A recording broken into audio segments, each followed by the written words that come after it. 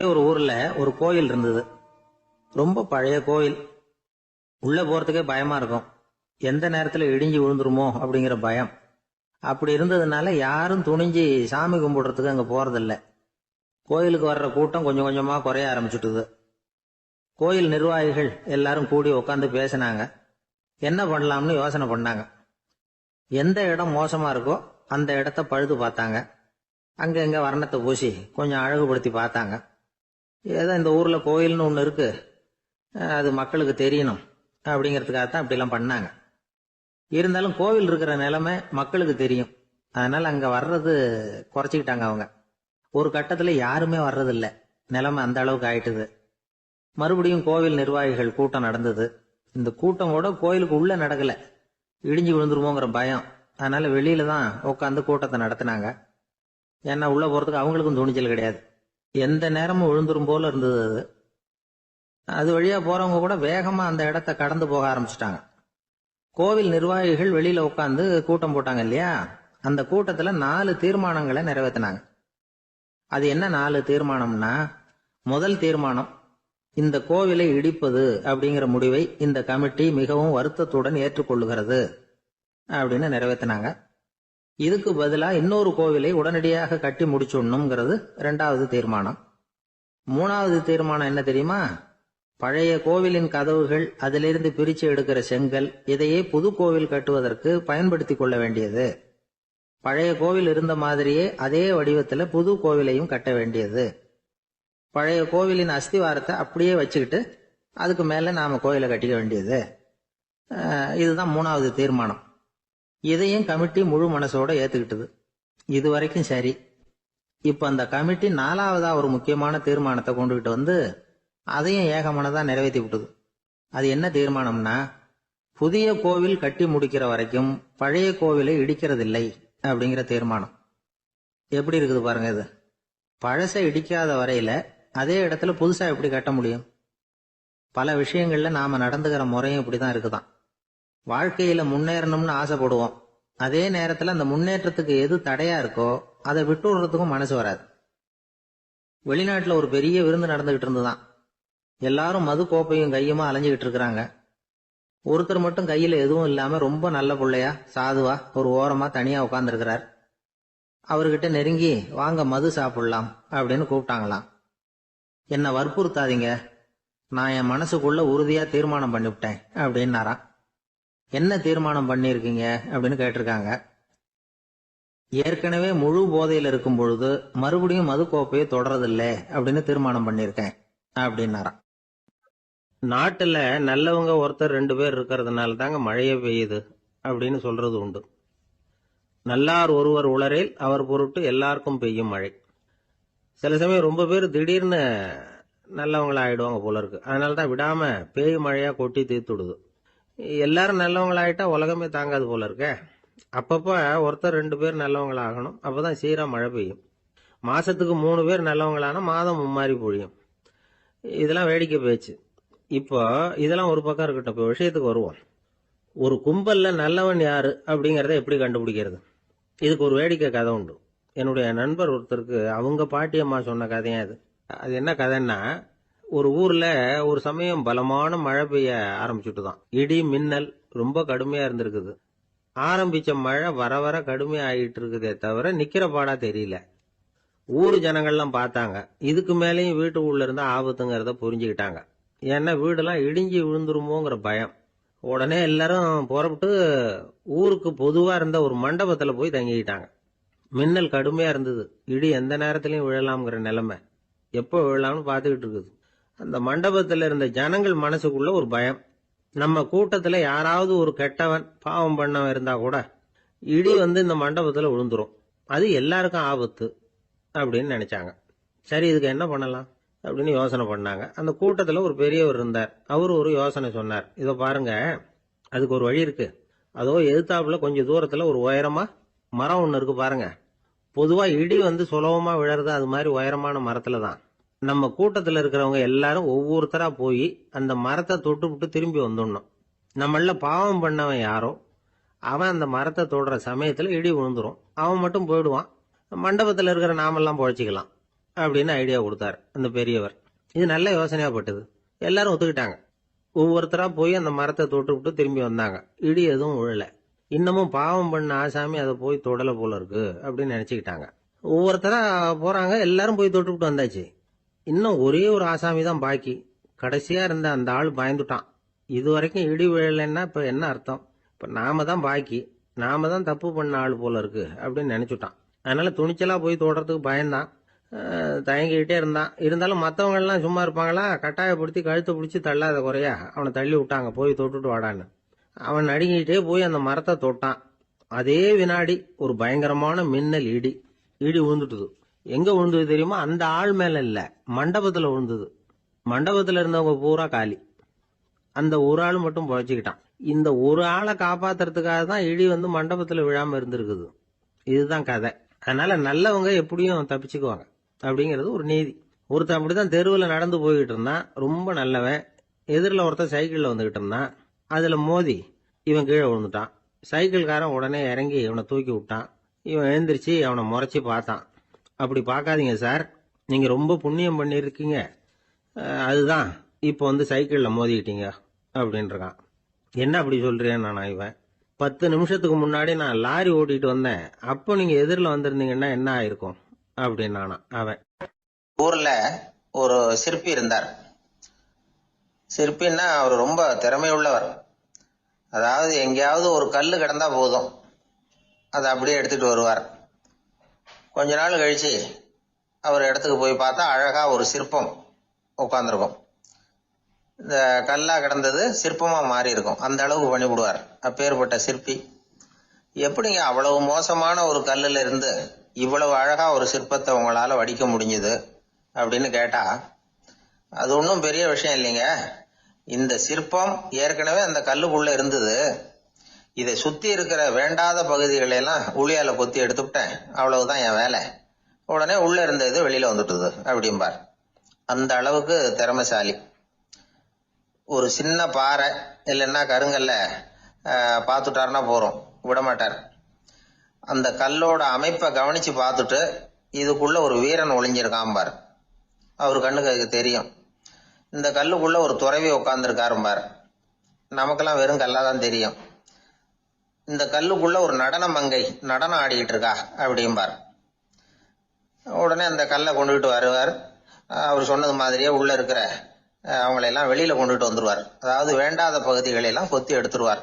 அவரு மொழியில சொல்ல போனா, இந்த சிற்பிக்கு ரொம்ப நாளா மனசுக்குள்ள ஒரு ஆசை.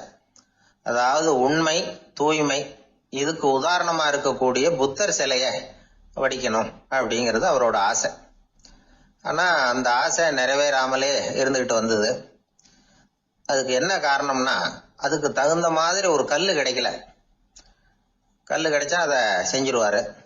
ரொம்ப காலமா அங்கங்க தேடி அலைஞ்சார். இந்த புத்தர் சிலை வடிக்கிறதுக்கு பொருத்தமா ஒரு கல்லு கிடைக்குமா அப்படின்னு சொல்லி கண்ணுல படுற கல்லையெல்லாம் உத்து உத்து பார்ப்பார். உள்ள புத்தர் இருக்காரான்னு கவனிப்பார். இருக்கிற மாதிரி எதுவும் தெரியல அவர் கண்ணுக்கு. சரி, இதுக்கு என்ன செய்யலாம்னு யோசனை பண்ணார். நேரா ஒரு புத்த மடாலயத்துக்கு போனார். அங்க இருக்கிற ஒரு புத்த துறவியை சந்திச்சார். அவர்கிட்ட விசாரிச்சார், சுவாமி, புத்தரின் தூய்மை ஒளிஞ்சிருக்கிற அந்த கல் எங்க கிடைக்கும் அப்படின்னார். அந்த கல் இருக்கிற இடம் எதுன்னு இன்னமும் உங்களுக்கு தெரியலையா அப்படின்னு கேட்டார் துறவி. இல்லைங்க, அதுக்காகத்தான் அலைஞ்சிக்கிட்டு இருக்கிறேன் அப்படின்னாரு இவரு. சரி, கவலைப்படாதீங்க, ஏன் கூட வாங்க காட்டுறேன் அப்படின்னு அழைச்சிட்டு போனார். எங்க போனார்னா, அந்த மடாலயத்தின் பின்பக்கம் போனாங்க. 2 பேரும் போனாங்க. அங்க போய் பார்த்தா அங்க ஒரு கிணறு இருந்தது. என்ன அது, நாம கேட்டது கல்லு, இவர் அழைச்சிட்டு வந்து காட்டுறது கிணறு அப்படின்னு இவருக்கு சந்தேகம். ஒரு மாதிரியா பார்த்தார். அவரு சொன்னார், துறவி எட்டி பாருங்க உள்ள அப்படின்னாரு. கிணறுக்குள்ள என்ன இருக்கும்னு இவருக்கு தெரியாதா? இருந்தாலும் அவர் சொல்றாரு அப்படின்னு சொல்லி எட்டி பார்த்தார். பார்த்தா அதுல தண்ணி இருந்தது. அந்த தண்ணியில தன்னோட உருவம் தெரிஞ்சுது. இப்ப அந்த புத்த ஞானி சொன்னார், துறவியாரே, புத்தரை நாம தான் ஒளிச்சு வச்சிருக்கிறோம், நமக்குள்ளதான் அவர் மறைஞ்சிருக்கிறார். அவரை அடையாளம் தெரியாதபடி மூடி இருக்கிறது எது தெரியுமா? நம்ம கிட்ட இருக்கிற கோபம், போலித்தனம், பதட்டம், ஆசை, இதெல்லாம் தான். அறிவு அப்படிங்கிற ஒளியால அதையெல்லாம் செதுக்கி எடுத்துட்டோம்னா அந்த அழகான புத்தர் வெளியில வந்துருவார் அப்படின்னு சொன்னார் துறவி. அதனால நமக்குள்ள இருக்கிற நம்மளை நமக்கே அடையாளம் தெரியல அப்படிங்கிறது தான் உண்மை. இந்த உண்மையான மனிதன் உள்ளே இருக்கிறான். இவர் கல்லை பார்த்துட்டு உள்ள யார் இருக்காங்கிறது அவருக்கு தெரிஞ்சது சிற்பிக்கு. ஆனா உண்மையான புத்தர் எங்க இருக்காருங்கிறத அவரால் அடையாளம் கண்டுபிடிக்க முடியல. அப்படிதான் பல பேர் இன்னைக்கு இருந்துகிட்டு இருக்கிறோம். ஒரு அப்பா தன்னுடைய பிள்ளைக்கு புத்தி சொன்னார், அதோ பாருப்பா, மனசுதான் கல்லு, அறிவு தான் ஒளி. உன்னுடைய மனசுங்கிற கல்ல அறிவுங்கிற ஒளியால செதுக்கி அழகான மனிதனா நீ வெளியில வரணும்னார். அதுக்காக தான்ப்பா தேடிட்டு இருக்கேன்னா அவன். மனசுங்கிற கல்லை தேடிட்டு இருக்கிறியா அப்படின்னு கேட்டார். இல்லப்பா, அறிவுங்கிற ஒளி எங்க இருக்குன்னு தெரியல எனக்கு, அதை தான் தேடிட்டு இருக்கிறேன் அப்படின்னு நானா. அதனால அறிவை தேடிட்டு இருக்கிறவன் என்னைக்கு உண்மையை கண்டுபிடிக்க போறான்? அதையே கண்டுபிடிக்க முடியலங்கும் பொழுது, அதனால நாம் யார் அப்படிங்கறது நமக்கு அடையாளம் தெரியணும். அந்த அடையாளம் தெரிஞ்சுட்டா வாழ்க்கையில வெற்றி நிச்சயம். கிபி 1078 வருஷம் மார்ச் மாதம் 19ஆம் தேதி திங்கட்கிழமை அதிகாலை நேரம் ஒரு குழந்தை பிறந்தது. எங்க தெரியுமா? காஸ்பியன் கடலுக்கு தெற்கே பாரசீக மொழி வழங்கிய தபரிஸ்தான் மாநிலத்துல ஜீலான்கிற புனித நகர், அதோட புறநகர் பகுதியில உள்ள நீப்புங்கிற ஊர்ல தான் அந்த குழந்தை பிறந்தது. அந்த இடம் இப்போ ரஷ்யாவில் இருக்கு. அந்த குழந்தை யாருன்னு நினைக்கிறீங்க? அதுதான் முஹித்தீன் பெருமான், ஆன்மீக சாதனைகள் புரிந்த மகான் முஹித்தீன் ஆண்டகை. தன்னுடைய 18வது வயசுல உயர்கல்விக்காக ஜீலான் நகரத்தை விட்டு பகுதாத் நகரத்துக்கு புறப்பட்டு போறார். இளம் பிராயம் தானே, அதனால துணைக்கு ஒரு வர்த்தக கூட்டத்தோட சேர்ந்து போயிட்டு இருக்கிறார். ரொம்ப தூரம் போகணும். ஒவ்வொரு இடமா தங்கி தங்கி போயிட்டு இருக்கிறாங்க. ஒரு இடத்துல ஒரு கொள்ளை கூட்டம் பயங்கரமான ஆயுதங்களோட அவங்கள வழிமறிச்சுட்டுது. அந்த வர்த்தக கூட்டம் வச்சிருந்த பொருள்களை எல்லாம் அவங்க பறிச்சு விடுறாங்க. இவங்களும் பயந்துகிட்டு இருந்தது எல்லாத்தையும் அவங்க கிட்ட கொடுத்துடுறாங்க. முஹித்தீன் ஆண்டகை மட்டும் இதையெல்லாம் பார்த்துக்கிட்டு தனியா ஒதுங்கி நிக்கிறார். ஒரு 18 வயசு பையன் மட்டும் இப்படி தனியா அநாத சிறுவன் மாதிரி நின்றுட்டு இருக்கிறத அந்த கொள்ளை கூட்டத்துல இருந்த ஒருத்தன் பாக்குறான். கிட்ட நெருங்கி வர்றான். அலட்சியமாவும் கிண்டலாவும் உங்ககிட்ட ஏதாவது இருக்குதா அப்படின்னு கேக்குறான். இவங்கிட்ட என்ன இருக்க போகுது அப்படிங்கிற நம்பிக்கையில அவன் அப்படி கேக்குறான். உடனே இவரு, ஓ இருக்குதே, என்கிட்ட 40 தீனார் இருக்கு அப்படிங்கிறார். இப்படி சொல்லியும் அந்த கொள்ளைக்காரனுக்கு நம்பிக்கை வரல. என்னடா விளையாடாத, பொய் சொல்லாத, உண்மையை சொல்லு அப்படிங்கிறான் அவன். உண்மையைத்தான் சொல்றேன், என்கிட்ட 40 தீனார் இருக்கு அப்படிங்கிறார் இவர். எங்க வச்சிருக்கிற அப்படின்னு கேக்குறான். சட்டையின் விழாப்புறத்துல உள்ள பகுதியில அதை வச்சு தச்சிருக்கிறாங்க அப்படின்னு உண்மையை சொல்றார். உடனே கொள்ளை கூட்ட தலைவன் அதை கத்தியால கீறிப்பார் அப்படின்னு உத்தரவு போடுறான். அந்த சட்டையை கிழிக்கிறாங்க. உள்ள இருந்து 40 பொற்காசுகளும் பொல பொலன்னு கீழே கொட்டுச்சு. அதை பார்த்த உடனே அந்த கொள்ளை கூட்ட தலைவன் மலைச்சு போய் நின்னுட்டான். காசை பார்த்துட்டு அவன் மலைச்சு போல, பொய் பேசாத அந்த பையனோட நேர்மையை பார்த்துட்டு அவன் அப்படி நின்னான். மெதுவா அந்த பையன் கிட்ட வந்தான். ஏன்பா, நீ என்ன பணக்கார குடும்பமா அப்படின்னு கேட்டான். அப்படிலாம் இல்ல, எனக்கு அப்பா இல்ல, அம்மா மட்டும்தான் உண்டு. எங்க அப்பா எனக்குன்னு விட்டு போன சொத்தே இந்த 40 தீனார் தான் அப்படின்னாரு இவர். அப்படி இருந்துமா உண்மை பேசணும்னு ஆசைப்பட்டேன். என்கிட்ட ஒண்ணும் இல்லைன்னு ஒரு வார்த்தை சொன்ன உன்னை விட்டுருப்போமே அப்படின்னா அவன். அப்படி இல்லைங்க, நான் இறைவன் திருநாமத்தை அறியக்கூடிய கல்வி ஞானத்துக்காக இப்ப போயிட்டு இருக்கிறேன். இறைவன் திருநாமத்தை உச்சரிக்க வேண்டிய நாவால பொய் பேசக்கூடாதுன்னு எங்க அம்மா சொல்லியிருக்கிறாங்க. அதனால நான் எப்பவுமே பொய் சொல்ல மாட்டேன் அப்படின்னு என்னுடைய தாய்க்கு வாக்கு கொடுத்திருக்கிறேன் அப்படின்னாரு அவர். முஹித்தீன் பெருமான் வார்த்தைகளை கேட்ட அந்த கொள்ளையர்கள் மனம் திருந்தி நல்லவங்களா ஆயிடுறாங்க. அந்த கொள்ளையர் தலைவன் பிற்காலத்துல ஒரு பெரிய மகான் ஆயிடுறார். பெரியவர்கள் வாழ்க்கையில நடக்கிற இது மாதிரி சம்பவங்கள் தான் நாம நல்ல விதமா வாழறதுக்கு துணையா இருக்கும். அந்த காலத்துல கொள்ளையர்களே பெரியவங்க செயலை பார்த்து மனம் திருந்தி இருக்கிறாங்க. இந்த காலத்துல யார் இப்படி இருக்கிறா? இந்த காலத்துல மகான் ஒருத்தரை பார்த்தேன், எனக்கு வேண்டியப்பட்ட மகான். ஏங்க நீங்களும் மகான் ஆகிறதுக்கு முன்னாடி கொள்ளை அடிச்சுட்டு இருந்தீங்களா அப்படின்னு கேட்டேன். அவர் மெதுவா கண்ணை திறந்து என்ன நிமிந்து பார்த்தார். அப்படி இல்லப்பா, நான் கொள்ளை அடிக்கிறதுக்காகத்தான் மகானாவே ஆகி இருக்கிறேன் அப்படின்னு சொல்லிவிட்டு மறுபடியும் கண்ணை மூடிட்டார்.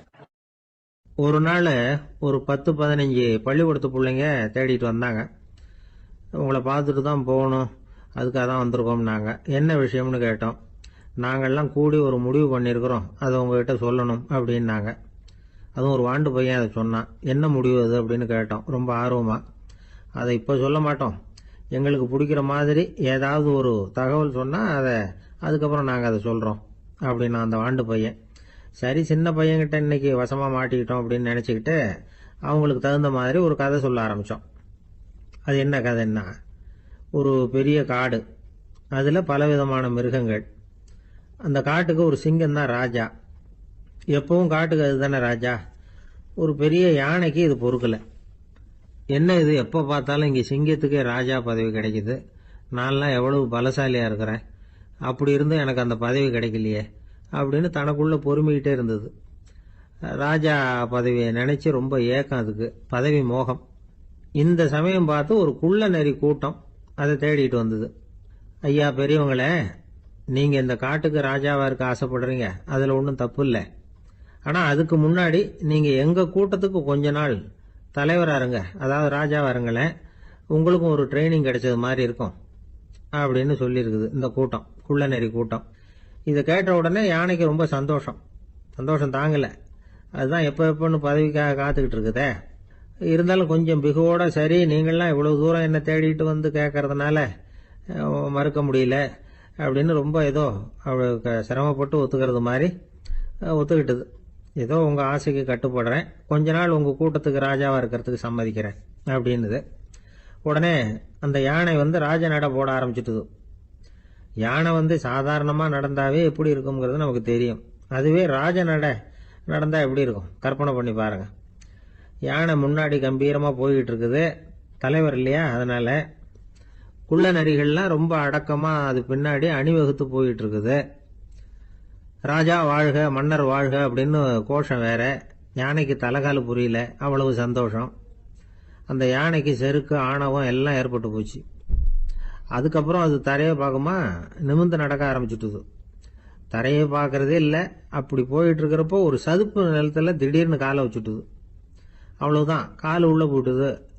இன்னொரு காலை எடுத்து வச்சுது, அதுவும் உள்ள போயிட்டுது. அந்த 2 காலையும் எடுக்கிறதுக்காக அடுத்த 2 காலையும் அழுத்துச்சு, அதுவும் உள்ள போக ஆரம்பிச்சுட்டுது. இப்ப 4 காலம் வசமா சேத்துல அழுந்தி போச்சு, எடுக்க முடியல. குள்ள நரிகள்லாம் அதை சுத்தி சுத்தி வந்தது. சிலது சுத்தி நின்று டான்ஸ் ஆட ஆரம்பிச்சுட்டுது யானையை பார்த்துட்டு.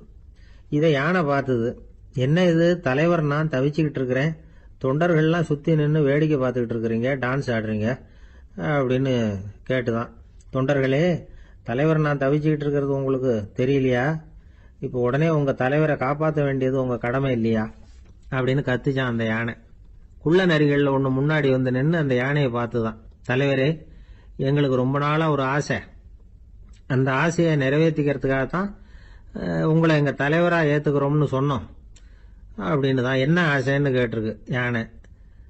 யானை கறி சாப்பிட்டு பார்க்கணுங்கிறது எங்களுக்கு ரொம்ப நாள் ஆசை, அது இன்னைக்கு தான் நிறைவேற போகுது அப்படின்னு தான் அந்த நரி. இதை கேட்ட உடனே அந்த யானை அப்படியே மூர்ச்சி ஆயிட்டு தான். நரிகள்லாம் அது மேலே ஏறி குதற ஆரம்பிச்சுட்டு தான். பதவி மேலே இருந்த பேராசை அந்த பலசாலியான யானையையே மாட்டி விட்டுட்டு பார்த்தீங்களா அப்படின்னு சொல்லி முடித்தோம் இந்த கதையை அந்த சின்ன பிள்ளைங்க கிட்ட. சரிங்க, இப்போ நாங்கள் உங்களை தேடி வந்த விஷயம் என்னங்கிறத சொல்லவா அப்படின்னா ஒரு வாண்டு பையன். சீக்கிரம் சொல்லு தம்பி, சஸ்பென்ஸ் தாங்கலை அப்படின்னோம். அவன் மெதுவா எங்களை பார்த்து சொல்றான், எங்களுக்கு கொஞ்ச நாள் நீங்க தலைவரா இருந்தா தேவலை அப்படின்னு. ஒரு காட்டுல ஒரு முனிவர் இருந்தார். ஒரு நாள் அவரை தேடிட்டு 4 பேர் வந்தாங்க. சுவாமி, எங்களுக்கு ரொம்ப நாளா ஒரு சந்தேகம்னாங்க. என்னன்னு கேட்டார்.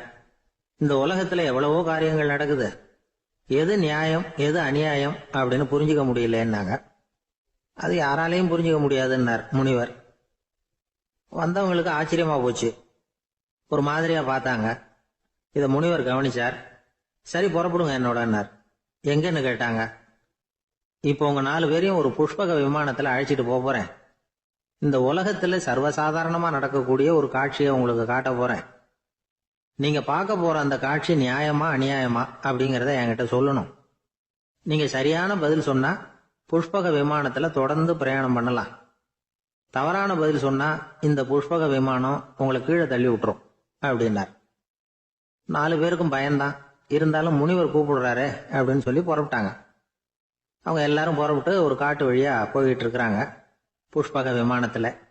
அங்க நடக்கிற ஒரு காட்சியை காட்டுறார் முனிவர். அதோ அங்க பாருங்கன்னார். அந்த விமானத்துல இருந்தபடியே எல்லாரும் கீழே குனிஞ்சு பாக்குறாங்க.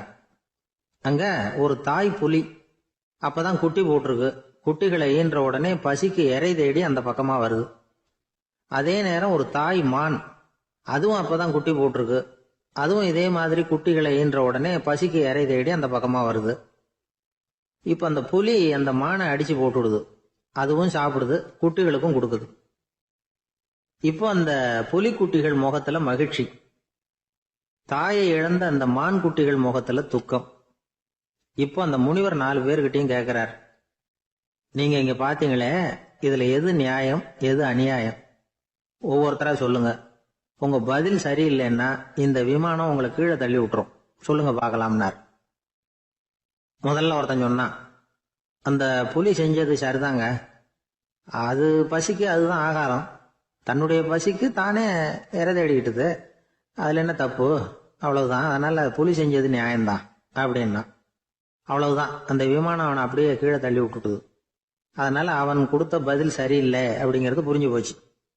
இப்ப 2வது ஆள் சொன்னான், புலி செஞ்சது பாவம், அந்த தாய்மான் என்ன தப்பு பண்ணிச்சு, இப்ப அந்த குட்டிகளுக்கு யாரு ஆதரவு, அதனால புலி செஞ்சது அநியாயம் அப்படின்னா.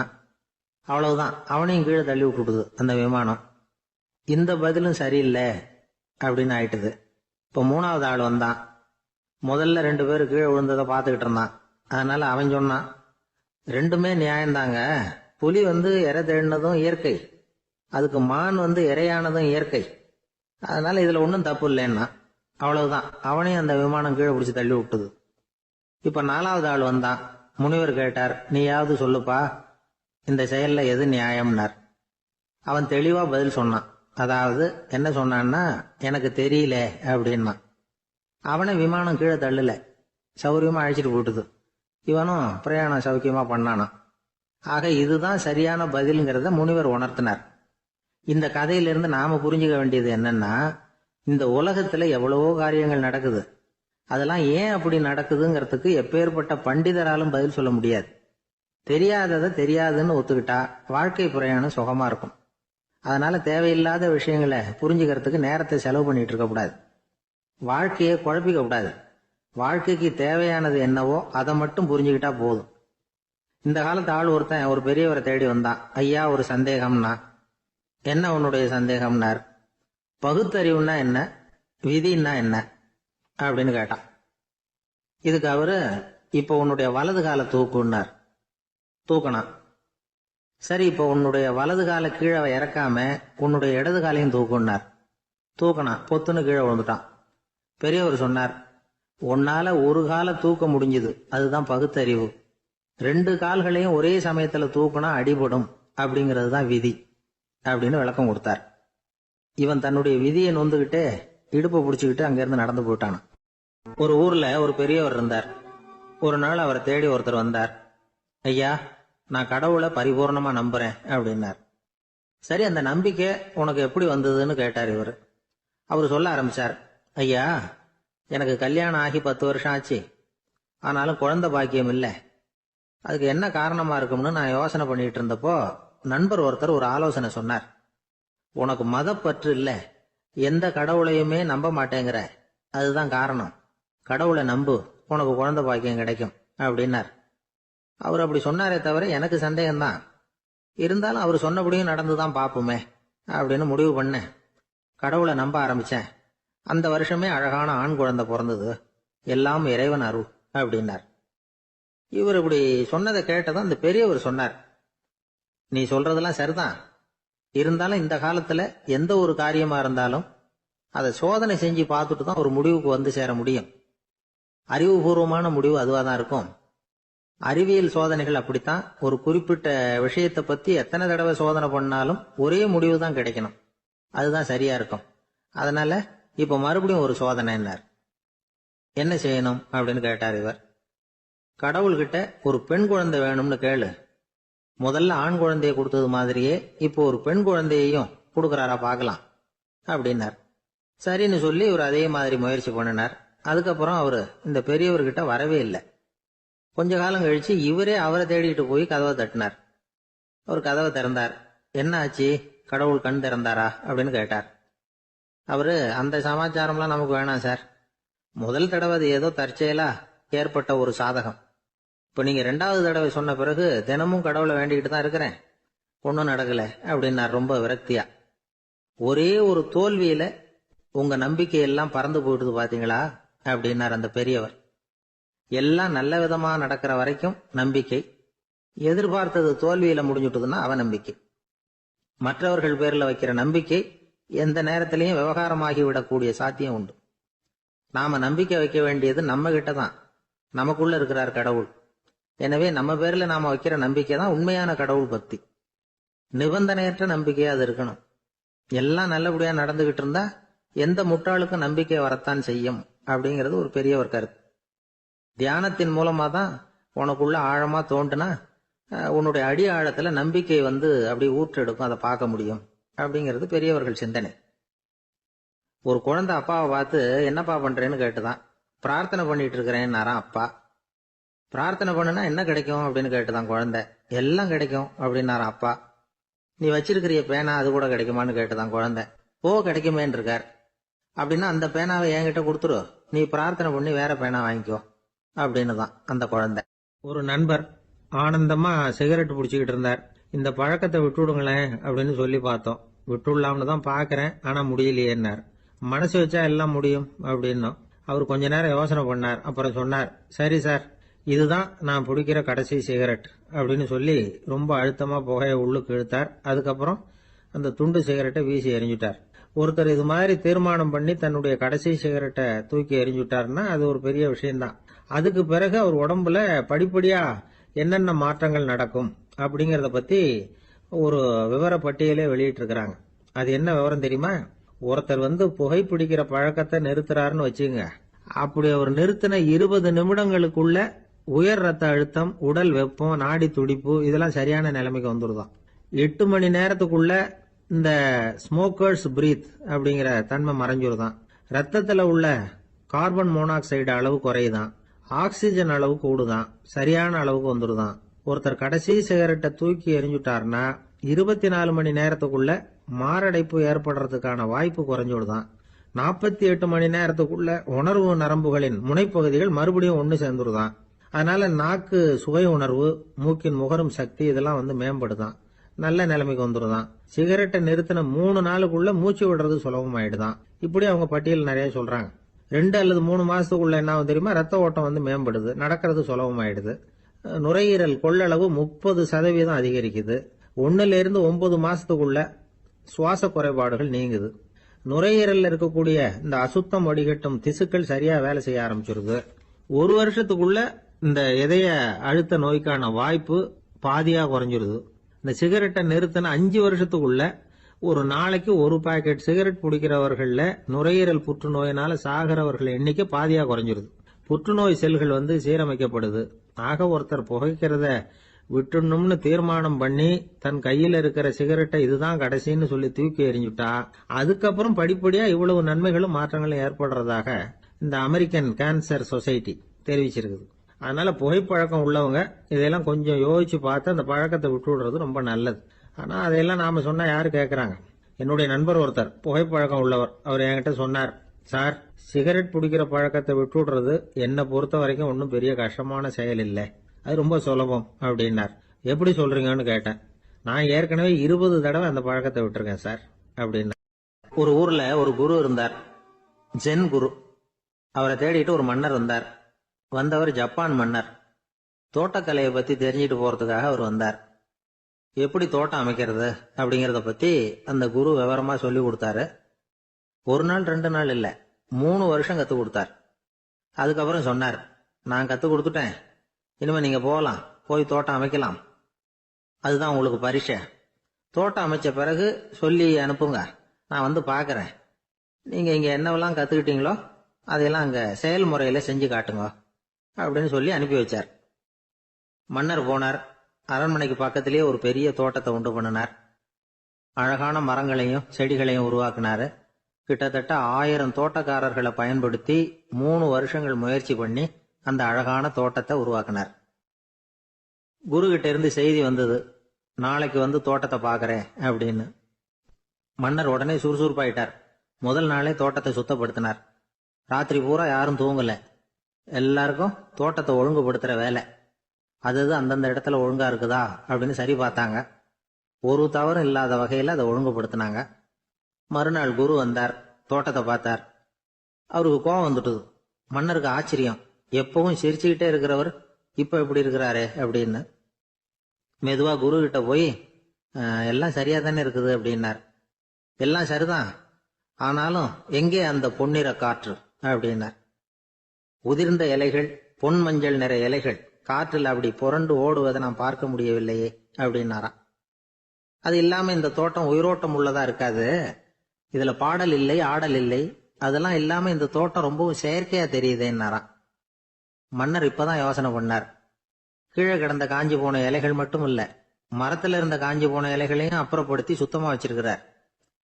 இறப்பும் வாழ்க்கையினுடைய ஒரு பகுதி தான். மரணம்ங்கிறது வாழ்க்கைக்கு எதிரானது அல்ல, அதை நிரப்பும் ஒரு பகுதி தான் அது. மரணம் இல்லையில் வாழ்க்கையே இல்லை அப்படிங்கிறது பெரியவங்க கருத்து. இப்ப அந்த தோட்டம் அழகா தான் இருக்குது, இருந்தாலும் அது ஒரு ஓவியம் மாதிரி உயிர் இல்லாமல் இருக்கு. குரு ஒரு வாளியை கையில எடுத்துக்கிட்டார், தோட்டத்தை விட்டு வெளியில போனார். ஏற்கனவே வீசி எறிந்த அந்த சருகுகளை எல்லாம் அள்ளி கொண்டுட்டு வந்தார். உள்ள எல்லா இடங்கள்லயும் அதை வீசினார். உடனே காத்து அந்த காய்ந்த சருகுகளையும் பழுத்த இலைகளையும் அசைக்க ஆரம்பிச்சுட்டுது. இப்போ அங்க சலசல சத்தம், சங்கீதம், இலைகளின் நடனம், ஓவியம் மாதிரி இருந்த அந்த தோட்டத்துக்கு இப்போ உயிர் வந்துட்டுது. இதுதான் அந்த பொன்னான காற்று அப்படின்னாராம் குரு. மன்னருக்கு புரிஞ்சுது. மிகப்பெரிய ஜென் கேள்வி ஒன்று உண்டு. உம்மான் அப்படிங்கிற ஒரு பெரிய குருவை பார்த்து துறவி ஒருத்தர் கேட்டாராம், இலைகள் எல்லாம் கீழே விழுந்து மரங்கள் மொட்டையாக இருக்கும் பொழுது என்ன நடக்கும்? இதுதான் கேள்வி. இதுக்கு உம்மான் சொன்ன பதில் பொன்னான காற்று, தி கோல்டன் விண்ட் அப்படின்னாராம். இதுக்கு என்ன விளக்கம்னா, உன்னுடைய எண்ணங்கள் எல்லாம் உன்னுடைய மனசிலிருந்து கீழே விழுந்து உனது உள்ளுணர்வானது மொட்டையாக நிற்கும் நிலைதான் அது. உனது வேர்களின் அருகில் காற்று வீசுகிறது. எல்லா எண்ணங்களும் உன்னிலிருந்து வெகு தூரத்துக்கு புரண்டு கொண்டே சென்று விடுகிறது. நீ அவற்றை கடந்து விட்டால் நீ அவைகளுக்கெல்லாம் மேலெழுந்து கீழே பார்ப்பவனைப் போல நிற்க ஆரம்பித்து விடுவாய். அதுதான் தியானம் என்பது அப்படின்னு சொல்றாங்க. தியானம்ங்கிறது எண்ணத்துக்கு எதிரானது இல்ல, தியானம்ங்கிறது எண்ணங்களை கடந்து செல்வதுதான். அதுக்கப்புறம் நாம பொன்னிற காற்றுல ஆட ஆரம்பிச்சிருவோம். இதுதான் பெரியவர்கள் சொல்றது. என்கிட்ட ஒருத்தர் தோட்டம் அமைக்கணும்னு யோசனை கேட்டு வந்தார். எல்லாம் சொல்லி கொடுத்தேன். செடிகள்லாம் செழிப்பா வளரணும்னா வேர் காயாம பாத்துக்குங்க, தினமும் தண்ணி விடுங்க அப்படின்னு சொல்லி அனுப்பி வச்சேன். ஒரு மாசம் கழிச்சு அவர் தோட்டத்தை பாக்குறதுக்காக போனேன். போய் பார்த்தா எல்லா செடியும் வாடி கிடக்குது. என்னங்க இப்படி பண்ணிவிட்டீங்கன்னு. நீங்க சொன்னபடிதான் செஞ்சேன்னார். என்ன செஞ்சீங்கன்னு கேட்டேன். வேர் காயாம பாத்துக்க சொன்னீங்க, தினமும் ஒரு தடவை எல்லா செடியையும் ஒவ்வொன்னா புடுங்கி பார்த்து வேர் காயாம இருக்கா அப்படின்னு பார்த்துட்டு அதுக்கப்புறம் தண்ணி பாய்ச்சனே, அவ்வளவு. ஆளை கண்டா ஏன் இப்படி முகத்தை திருப்பிக்கிட்டு வர்றீங்க அப்படின்னு கேட்டார் ஒருத்தர் நண்பர்கிட்ட. எலெக்ஷன்ல அவன் எதிர்த்து நின்னவன் சார், என்ன அவன்கிட்ட நமக்கு என்ன பேச்சுவார்த்தை அப்படின்னாராம் ரொம்ப கோபமா இவர். சரி, அந்த ஆள் யாருன்னு கேட்டேன். என் கூட பிறந்த தம்பி தான் சார் அப்படின்னார் அந்த கோபம் குறையாமல். அதாவது நம்ம ஊர் நிலவரம் இப்படி, அதாவது அண்ணனும் தம்பியும் எதிர்த்து நிப்பாங்க தேர்தல்ல, ஒருத்தர் கண்டா பேசிக்கிறது இல்ல. ஆனா இங்கிலாந்துல எப்படி தெரியுமா, அங்க ஒரே மேடையில போட்டி போடுற 2 வேட்பாளர்களும் பேசுவாங்களாம், பட்டிமன்றம் மாதிரி. ஒருத்தர் முதல்ல எழுந்திருப்பார், நான் இந்த தேர்தலில் வெற்றி பெற்றால் என்னென்ன செய்வேன் அப்படின்னு சொல்லிவிட்டு உட்காருவார். அதுக்கப்புறம் அடுத்தவர் எழுந்திருப்பார், அவரு சொல்லுவார், நான் வெற்றி பெற்றா இந்த மக்களுக்கு என்னென்ன செய்வேன், இந்த நாட்டுக்கு என்னென்ன செய்வேன் அப்படிங்கறத சொல்லிவிட்டு உட்காருவார். 2 பேரும் ஒரே மேடையில பேசுவாங்க. மக்கள் 2 பேர் பேச்சையும் கேட்டுக்கிட்டு ஒரு முடிவுக்கு வருவாங்க. இதுதான் அங்க உள்ள பழக்கம். இங்க அப்படி இல்ல. இங்க ஒருத்தர் பார்த்தாவே முகத்தை திருப்பிக்கிறது. ஒரு தடவை இது மாதிரி ஒரு கூட்டம் நடந்துகிட்டு இருக்கு அங்க வெளிநாட்டுல தான். நேரத்துக்கு சரியா ஒரு வேட்பாளர் சேரல. இது இங்கிலாந்துல நடந்த நிகழ்ச்சி. அப்புறம் என்னாச்சுன்னா, ஒருத்தர் வந்துட்டாரு, இன்னொருத்தர் சேரல. அப்புறம் உடனே அந்த ஒருத்தர் வந்தவர் பேச ஆரம்பிச்சுட்டார்.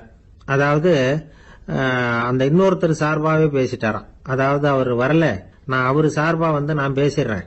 அதாவது அவர் ஜெயிச்சுட்டா அவர் என்னென்ன செய்வார் இந்த நாட்டுக்கு அப்படின்னு சொல்லி அவர் பக்கத்துல உள்ள நியாயத்தை எடுத்து இவரே சொல்லிட்டாராம். இப்படிலாம் அங்க நடந்துதான். இது எப்பேற்பட்ட தேர்தல் பண்பாடு பாருங்க. அதனால இன்னொரு விஷயம், இப்ப இங்கிலாந்துல எல்லாம் ஓட்டு கேட்கறப்ப வெற்றியா தோல்வியாங்கிறத ஓரளவுக்கு யூகிச்சு விடலாமா. இப்போ ஒரு வேட்பாளர் ஒரு வீட்டுக்கு முன்னாடி போய் நின்று எனக்கு ஓட்டு போடுங்கன்னு கேட்கறாருன்னு வச்சுங்களேன், அதுக்கு என்ன பார்த்து செய்யறோம், போயிட்டு வாங்க அப்படின்னு சில வீடுகள்ல வாசல்ல நின்னே சொல்லி அனுப்பிச்சிருவாங்களாம். வேற சில வீடுகள்ல எப்படின்னா, வேட்பாளரை வீட்டுக்குள்ள கூப்பிட்டு காபி சாப்பிட சொல்லி உபசரிச்சு அதுக்கப்புறம் அனுப்பி வைக்கிறது வழக்கமா. இதுல எந்த வீட்டு ஓட்டு நிச்சயம் தெரியுமா? வாசல்ல நின்னே வழி அனுப்பி வச்சுடுறாங்க பாருங்க, அவங்க ஓட்டு நிச்சயம். உள்ள கூப்பிட்டு காபி கொடுத்து அனுப்புறாங்க பாருங்க, அவங்க ஓட்டு நிச்சயம் இல்லையா. சரி, அப்புறம் ஏன் அந்த உபசரிப்பு அப்படின்னு கேட்டா அதுக்கு ஒரு காரணத்தை சொல்றாங்க. அதாவது அது ஒரு அனுதாபத்தை தெரிவிக்கிற முறையா. ஐயோ பாவம், நாம இவருக்கு ஓட்டு தான் போட போறதில்ல, இதையாவது செய்வோம், காப்பியாவது சாப்பிட்டு போகட்டும் அப்படிங்கிற எண்ணமா. இப்படி அந்த ஒரு பழக்கம். ஆக அந்த ஊர்ல நிறைய காப்பி சாப்பிடணும்னு ஒருத்தர் ஆசைப்பட்டா தேர்தலில் தோத்து போறதுக்கு தயாரா இருக்கணும். ஒரு சமயம் ஒரு ஊர்ல தேர்தல் நடந்துதான். ஒரு தொகுதியில் நின்று தோத்து போன ஒருத்தர் கையில ஒரு துப்பாக்கியோட ஊருக்குள்ள சுத்திக்கிட்டு இருந்தாராம். ஒரு போலீஸ்காரர் அவரை பார்த்துட்டு சந்தேகப்பட்டிருக்கார். அதனால அவரை தடுத்து நிறுத்தி, என்ன இது துப்பாக்கியோட சுத்துறீங்களேன்னு விசாரிச்சிருக்கார். இதுக்கு அவர் சொன்னாராம், சார், இந்த தொகுதியில மொத்தம் 1,00,000 வாக்காளர்கள், அதுல எனக்கு 10,000 பேர் மட்டும்தான் எனக்கு ஓட்டு போட்டிருக்கிறாங்க. அப்படின்னா எனக்கு வேண்டாதவங்க இந்த தொகுதியில 90,000 பேர் இருக்கிறாங்கன்னு அர்த்தம். இப்படி ஒரு சூழ்நிலையில நான் என்னுடைய பாதுகாப்புக்கு ஆயுதம் இல்லாம நடமாடலாமா அப்படின்னு கேட்டாராம். எவ்வளவு எச்சரிக்கை பாருங்க. நம்ம ஊர்ல சில பேர் ஓட்டு கேட்கிற விதமே தனி. ஒருத்தர் ரொம்ப சாமர்த்தியமா ஓட்டு கேட்பாராம். அவர் எப்படின்னா, ஒரு வீட்டுக்கு போறாருன்னு வச்சுங்களேன், அந்த நேரம் அந்த வீட்டுக்காரரு என்ன செஞ்சுக்கிட்டு இருக்கிறாரோ அதே வேலையை இவரும் கொஞ்ச நேரம் செய்வாராம், அவருக்கு ஒத்தாசையா. அதுக்கப்புறம் மெதுவா பேச்சு கொடுப்பார், ஓட்டு கேட்பார், இது மாதிரி எலெக்ஷன்ல நிக்கிறேன் கவனிக்கணும்னு. அது மாதிரி ஒரு தடவை அவர் போனப்ப அங்க அவர் என்ன பண்ணிட்டு இருக்காரு, வீட்டுக்கு பின்னாடி மாட்டு கொட்டையில பால் கறந்துகிட்டு இருக்காரு ஒரு பசுமாட்டுக்கிட்ட.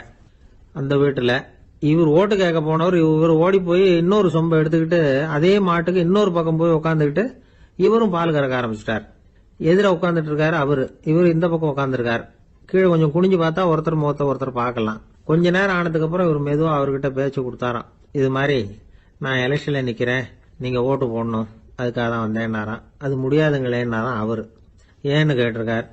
நான் இந்த வீட்டுக்காரன் இல்ல, நானும் உன்ன மாதிரி ஓட்டு கேட்க வந்தவன் தான் அப்படின்னு. சில பேர் ஆளை பார்த்தா 60 வயசு மாதிரி தோணும், உண்மையான வயசு என்னன்னு பார்த்தா 40 அல்லது 45. சில பேரை பார்க்கறதுக்கு 45 மாதிரி தெரியும், உண்மையிலேயே 65 தாண்டி இருப்பாங்க. ஒரு மனிதனுக்கு 2 வகையான வயது உண்டுங்கிறார் ஓஷோ. அதாவது உடம்புக்குன்னு ஒரு வயசு, மனசுக்குன்னு ஒரு வயசு. முதல் உலக மகாயுத்தம் நடந்தது இல்லையா, அது முடிஞ்சதுக்கு அப்புறம் முதல் தடவையா மனிதனின் மூளை வளர்ச்சியை பத்தி மனநல வைத்தியர்கள் ஒரு கணக்கெடுப்பு சோதனை நடத்தினாங்களாம். அது வரைக்கும் மனிதனுக்கு 2 வகையான வயது உண்டுன்னு யாரும் சிந்திச்சதே இல்லையா. அந்த உலக மகாயுத்தம் முடிஞ்சதுக்கு அப்புறம் மனிதனுடைய சராசரி மனதின் வயதை கணக்கிட்டு பார்க்கும் பொழுது அவங்களுக்குலாம் ரொம்ப அதிர்ச்சியா இருந்துதான். ஏன்னா அது ரொம்ப பின்தங்கிய நிலையில இருந்திருக்கு, வளர்ச்சி அடையாத நிலையில இருந்திருக்கு. அவங்க கண்டுபிடிச்ச பிரகாரம் அப்ப மனசோட சராசரி வயசு என்ன தெரியுமா, 14. அப்படின்னா பாத்துங்க, உடல் ரீதியா ஒருத்தரோட வயசு 70 கூட இருக்கலாம், ஆனா மனசோட வயசு 14 தான். இதுக்கு நேர்மாறா அமைஞ்சு போச்சுன்னு வச்சேங்க. அதாவது ஒருத்தருக்கு உண்மையிலேயே 14 வயசு, அதாவது உடலோட வயசு 14, அவரோட மனசின் வயசு 70ன்னு வச்சுக்கோங்க. இப்படி அமைஞ்சுட்டதுன்னா அவர் சீக்கிரம் ஞானத்தன்மை அடைஞ்சிருவார் அப்படின்னு அர்த்தம். இப்ப நமக்கெல்லாம் உடம்போட வயசு மனசோட வயசு ரெண்டும் ஒன்னா இருந்துட்டா அதுவே போதும், அதுவே பெரிய விஷயம். இப்ப எமர்சன் கிட்ட போய் ஒருத்தர் கேட்டாராம், உங்க வயசு என்ன அப்படின்னு. அவர் உடனே பதில் சொல்லியிருக்கார், 360 வருஷம் அப்படின்னாராம். கேட்டவர் குழம்பி போயிட்டார். அவர் என்ன சொல்றாரு, 360 வயசா, என்ன நம்ம காதல தான் சரியா விழலையா? எமர்சன் எப்பவும் உண்மையை பேசுற ஒரு சிறந்த அறிவாளி, அவர் இப்படிலாம் பொய் சொல்ல மாட்டாரே அப்படின்னு ஒரு யோசனை பண்ணிக்கிட்டே இவர் மறுபடியும் அவர் கிட்ட போனாராம். ஐயா, நீங்க சொன்னது சரியா என் காதல விழல, அதனால மறுபடியும் கேட்கிறேன், உங்க வயசு என்ன அப்படின்னாராம். எமர்சன் மறுபடியும் சொல்லியிருக்கிறார், 360 வருஷம்னு. வந்தவருக்கு உண்மையிலேயே அதிர்ச்சியா போட்டுது. அதுக்கப்புறம் மெதுவா ஆரம்பிச்சாராம், ஐயா, நீங்க சொல்றதை என்னால ஏத்துக்க முடியாது. எப்படி பார்த்தாலும் இப்போ உங்களுக்கு வயசு ஒரு 60க்கு மேல இருக்காதுன்னு நினைக்கிறேன் அப்படின்னாராம். நீங்க சொல்றது சரிதான், அது என் உடம்போட வயசுன்னாராம் எமர்சன். அப்படின்னா ஏற்கனவே நீங்க சொன்னது அப்படின்னு கேட்டிருக்காரு, அது என் மனசோட வயசு அப்படின்னாராம். நம்மளை பொறுத்த வரைக்கும் அறிவு தூசு படிஞ்சிருக்கு, அது மாதிரியே அன்பும் மாசுபட்டிருக்கு. இது ரெண்டையும் சுத்தம் பண்ண வேண்டியிருக்குது. அப்பதான் நாம சரியான வயசுல வாழ முடியும். ஒரு ஆசாமி இருக்கிறார், அவருக்கு உடம்போட வயசு அதிகம், மனசோட வயசு ரொம்ப குறைச்சல், குழந்தை மாதிரி.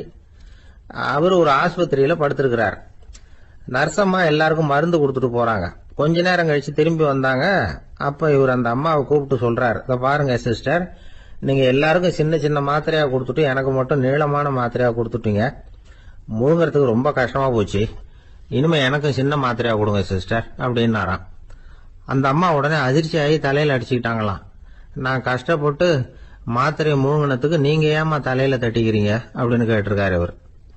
இதுக்கு அவங்க சொல்லியிருக்கிறாங்க, நான் உங்களுக்கு கொடுத்துட்டு போனது மாத்திரை இல்லைங்க, அது தெர்மாமீட்டர் அப்படின்னாங்களாம். ஜெருசலேம் அங்க உள்ள ஒரு தேவாலயம், அதுல உள்ள பலிபீடத்தின் முன்னாடி ஒரு பெட்டி உண்டு. அது காணிக்கை பெட்டி. ஆலயத்துக்கு வர்றவங்க பிரார்த்தனை பண்ணிவிட்டு திரும்பி போற சமயத்துல அந்த பெட்டியில காணிக்கை போடுவாங்க. அவங்களால எவ்வளவு முடியுமோ அவ்வளவு போடுறது வழக்கம். அவங்கவுங்க வசதிக்கு தகுந்த மாதிரி போடுவாங்க. வசதி உள்ளவங்களா இருந்தாலும் சரி, வசதியே இல்லாத வறியவர்களா இருந்தாலும் சரி, ஆலய காணிக்கை பெட்டியில காசு போடுறது அவங்களுக்கு ரொம்ப பெருமையான ஒரு செயல். ஒரு சமயம் இயேசு தம்முடைய சீடர்களோடு அந்த ஆலயத்துக்கு வர்றார். அங்க உட்காந்து ரொம்ப நேரம் வழிபாடு பண்ணிட்டு இருக்கிறார். சீடர்களும் அந்த ஜபத்துல கலந்துகிட்டாங்க. வழிபாடு முடிஞ்சுது. இயேசு உட்கார்ந்துருக்கிறார். காணிக்கை பெட்டியில காசு போடுறவங்கள கவனிக்கிறார். சீடர்களும் அதையே கவனிச்சுக்கிட்டு இருக்கிறாங்க. ரொம்ப பேர் வரிசையா வந்தாங்க. அவங்களால முடிஞ்ச அளவுக்கு காசு போட்டுட்டு அவங்க பாட்டுக்கு போய்கிட்டு இருக்கிறாங்க. வசதியானவங்க நிறைய பேர் வந்தாங்க. அதுக்கு மத்தியில வயசான ஒரு அம்மா, அவங்களும் காசு போட்டுட்டு போறாங்க. இப்போ இயேசு தன்னுடைய சீடர்கள் பக்கம் திரும்பினார். ஒரு கேள்வி கேட்டார். இப்போ இந்த காணிக்கை பெட்டியில நிறைய பேர் காசு போட்டுட்டு போறத நீங்க கவனிச்சிங்க. இன்னைக்கு இந்த காணிக்கை பெட்டியில ரொம்பவும் அதிகமா காசு போட்டது யார் அப்படின்னு கேட்டார். முதல்ல வந்தார ஒரு பெரிய மனுஷன், அவர் தான் அதிகமா போட்டார் அப்படின்னாரு ஒருத்தர். மூணாவதா வந்தவர் தான் அதிகமா போட்டார், நான் கவனிச்சேன் அப்படின்னாரு இன்னொருத்தர். இப்படி ஆளுக்கு ஒரு விதமா சொல்றாங்க. கடைசியா இயேசு சொன்னாராம், இன்றைக்கு அந்த பெட்டியில அதிகமா காசு போட்டவங்க அந்த வயசான அம்மா தான் அப்படின்னாராம். சீடர்களுக்கு ஒன்றும் புரியல. அந்த அம்மா ரொம்ப ஏழையாச்சே, அவங்க எப்படி அதிகமா காணிக்கை செலுத்த முடியும் அப்படிங்கறது அவங்க சந்தேகம். இயேசு விளக்குனார். நிறைய பேர் வந்தாங்க, நிறையவே காசுகள் போட்டாங்க, அது உண்மைதான். ஆனாலும் அந்த அம்மா என்ன பண்ணாங்க கவனிச்சிங்களா? வந்தாங்க, தன்னுடைய காசு பைய திறந்தாங்க, அப்படியே கொட்டுனாங்க. அதுல இருந்தது 2 காசுகள் தான். அந்த 2 காசும் காணிக்கை பெட்டியில விழுந்துட்டுது. மற்றவங்கெல்லாம் தங்கள்கிட்ட இருந்த செல்வத்தின் ஒரு சிறு பகுதியை எடுத்து பெட்டியில போட்டாங்க. ஆனா இந்த அம்மா தன்கிட்ட என்ன இருந்ததோ அதை அப்படியே போட்டுட்டாங்க. தன்னுடைய பிழைப்புக்காக வச்சிருந்த அவ்வளவையும் இழக்கிறதுக்கு தயாராயிட்டாங்க. அவ்வளவு தாராள மனசு அவங்களுக்கு. அதனால அவங்க செலுத்தின காணிக்கை தான் அளவுல அதிகம் அப்படின்னார். விலை மதிப்பில்லாத முத்து புதையல் ஒருத்தனுக்கு கிடைக்க போகுதுன்னு வச்சுக்கோங்க. அதன் மதிப்பை உணர்ந்தவன் என்ன பண்ணுவான்? அதை அடையறதுக்காக தன்கிட்ட இருக்கிற எதையும் கொடுக்கறதுக்கு தயாரா இருப்பான் இல்லையா? அது மாதிரிதான் இதுவும் அப்படின்னார். உலக மதிப்பீடுகளை துரும்பா தூசியா மதிச்சு அதையெல்லாம் உதறி விடுகிறவன் இறையருள் அப்படிங்கிற இணையில்லாத செல்வத்தை பெறுகிறான் அப்படிங்கிறது இதுல உள்ள கருத்து. இறைவனுக்காக இழப்பதுன்னா துன்பப்படுகிறவர்களுக்காக, ஏழைகளுக்காக, ஏதுமற்றவர்களுக்காக இழப்பது அப்படின்னு அர்த்தம். உங்கள் அயலானுக்கு நீங்கள் என்ன உதவி செய்தாலும் அதை எனக்கே செய்கிறீர்கள் அப்படின்னு இயேசு சொல்லியிருக்கிறார். அடுத்தவங்களுக்கு உதவணுங்கிற குணம் இன்னைக்கு ரொம்ப குறைஞ்சு போச்சு. ஒருத்தன் வாழைப்பழத்தோல் வழுக்கி கீழே விழுந்துட்டான். பக்கத்துல இருந்த நண்பன் உடனே அவனை தூக்கிக்கிட்டு போய் ஆஸ்பத்திரியில சேர்த்துட்டான். அதுக்கப்புறம் சொன்னான், நீ அந்த வாழைப்பழத்தோல்ல காலை வைக்க போறத முன்னாடியே நான் கவனிச்சுட்டேன் அப்படின்னானா. அப்படின்னா அப்பவே நீ எனக்கு உதவி செஞ்சிருக்கலாமே அப்படின்னானா அவன். நான் டாக்டருக்கு உதவலாம்னு நினைச்சுட்டேன் அப்படின்னா இவன். ஒரு புகழ்பெற்ற ஜப்பானிய சாமுராய் வீரன், வாள் வீசுறதுல ரொம்ப கெட்டிக்காரன். ஒரு கடுமையான போர்ல கலந்து கொண்டுட்டு களைச்சு போய் திரும்பி வந்தான். படுக்கையில் விழுந்தான். பக்கத்தில் என்னமோ சத்தம் கேட்டுது. திரும்பி பார்த்தான். ஒரு எலி அவனை முறைச்சி பார்த்துக்கிட்டு இருந்தது. உடனே வாழை உருவனா வீசினான். அது தப்பிச்சுட்டு ஓடி போச்சு. எவ்வளோ முயற்சி பண்ணி பார்த்தா முடியல. கடைசியில் அந்த வாள் முறிஞ்சு போனது தான் மிச்சம். ஒரு பக்கம் அவனுக்கு இது அவமானமாக போயிட்டுது, இன்னொரு பக்கம் பயமாக போயிட்டுது. எவ்வளவோ போர்களில் எதிரிகளை பந்தாடினவன் அவன் ஒரு எலிகிட்ட தோத்து போயிடுறதா அவனால் சகிச்சிக்க முடியல.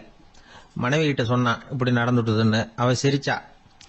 உங்களுக்கு புத்தியே இல்லை, எலியை போய் யாராவது வாளால் வெட்டுவாங்களா அப்படின்னு அந்த அம்மா சொன்னதும், நீ என்ன சொல்றேன்னா, ஒரு பூனையை கொண்டுட்டு வந்துட்டா போதும், அதுக்கப்புறம் ஏன் எலி வரப்போகுது அப்படின்னு அந்த அம்மா. உடனே ஒரு பூனை வந்து சேர்ந்தது. அது சாதாரண பூனை இல்லை, வீர சாகசங்கள்லாம் செஞ்சு பழக்கப்பட்ட பூனை. பெரிய இடத்துல வளர்ந்தது. அதை கொண்டுட்டு வந்துட்டாங்க.